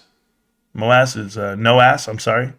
And then you have GameStop came out relatively flat. It's down about 69 cents. Woo! 69 cents today, relatively flat, right? Yeah, down 2.96%. Great stock to own, and I'll keep owning it. Are we done with the stock market, though? Are we really done? Am I done with today's chat? I got to go get my son. All right, guys, I'm going to take off. You guys don't need me any longer. Did I keep you busy? I hope I did. Super chat Marantz. No, Jimmy T. And that's why you got a timeout, bro. I can't believe I got dissed. Yeah, I mean, it happens, bro. The Sharon, thank you so much. Shout out to Sharon. Guys, last night, Common Sense Investor hasn't learned anything. No, he is not. He's still getting taken by Peggy Sue. The lot lizards are out here. Tang incoming. That's gross. I used to drink Tang growing up. It was actually good, actually. No. Here's the crazy part, okay? So you guys are funny as shit for me. Last night, I'm making a video. I'm driving home, right? Doing the late night with Marantz. If you guys haven't seen it, I do them as I'm driving home and I post it. So late night Marantz chat. I'm doing that stock chat, and I get home, and then I checked the DMs off of. I checked Discord. I wasn't even paying attention, and it was like, "Hey Marantz, heads up! Don't forget about Trash Day." And I was like, oh, Sharon's on it, bro. I think Sharon has an alarm in her phone to tell her to remind me about this shit. And I was like, yo, I'm sitting there playing League of Legends last night. And it was like midnight, it was like 12:30, and my wife goes, what are you doing? I said, I got to go outside. I forgot to take out the trash cans. She's like, what do you mean? I said, well, Sharon just texted me. She said she reminded me to take out the trash. And my wife goes, oh, you can't even keep track of the trash day. And I was like, no, I can't, baby. I just got a lot in my head. But no, I thank Sharon for all of that. Kardashians, really. Yeah, dude, he tried to hook up with Kardashians. Come on, you got to know this stuff. Go Army, go Navy, go Marines. Yeah. I hate the Army, hate the Navy. I mean, hate the Army. I love the Army. I hate the Navy, hate the Marines, and the Air Force. Love me some tanks. Some putty tank. That's about it. All right, guys, I got to get going. I appreciate you guys. She is real. She is real. She is real, and she's awesome. And I sent her and her family for her and her grandkids or her kid. I don't know who I sent for, but I sent her, I think it was like 4 or 5 t-shirts, 4 t-shirts, right, Sharon? To Canada. I mailed them to Canada. She saw it and she got the package, and I'm happy. I'm happy that you guys get the shirts, and they're these shirts. They're GameStop on the front. On the back, it says Marantz Rantz on YouTube. And I met my guy in the parking lot the other day. If you guys remember, the guy I met at the grocery store at midnight. Amo was on the phone with me. That guy, I went back the next day. He met me in the parking lot. I gave him 11 shirts for him and his whole group that was visiting Palm Springs for this weekend. And they loved it. They're all GameStop guys. So shout out to them. Shout out to everybody, guys. I appreciate everybody, guys. Really big shout out to Funny Spider. Funny Spider's been a part of this channel for a couple of months that I can remember so far right now. I don't even know if it's weeks or months, but Funny Spider has been supporting the channel via memberships. And fucking Abe, bro. Abe's my brother. Don't even worry. He's my New York brother. Abe, there you go with 5 more memberships. So if you guys want a membership, go ahead and grab it right now. Abe is a sponsor of the channel. Abe is a meme god. He's out there making these memes on the Twitters and stuff or on Discord. So there you go. I got to get going, guys. Grandkids, what? I have no idea. I don't know. I just say grandkids, kids. I don't know. Sharon, I don't know. I know enough. I know enough to send you the shirts, whatever you want. Make sure to look at your PPC's meme in the Discord and have a PPC Discord. I'll post it there. Oh, cool. If I had PP, had a Discord. Yeah, he does have a Discord. I think, pretty sure. For the guy who paid for the super chat. Oh, there you go. I got you. Yeah, get the free membership. It's right there, guys. Go grab the present. It's gonna assign it to somebody automatically, but if you don't, so there you go. Abe the meme lord, he got me hooked on them. Yes, he did. You guys are doing great. But anyway, guys, I'll see you guys tomorrow. If not tonight, I might have a fun live stream tonight, just some League of Legends and some shit talking. But as far as the stock talk goes, well, guess what? Bet to me on, ain't it? I got an air fryer. I'm about to cook a steak. You know it. Oh, there you go. Good job. You better go get your son, boy, before your wife gets in your head. No, I'm good. Tien, I always make it there. How are we going to pay Abe for the memes? No, you're funny, man. Abe is great, though, and I appreciate everybody. Shout out to Danzo. Shout out to everybody part of the chat and the channel and everybody that's around. So thank you guys so much. you're all legend to be. You know how it is. It's GameStop. Can't stop, won't stop, GameStop. I'm going to see you around, millionaires. Peace.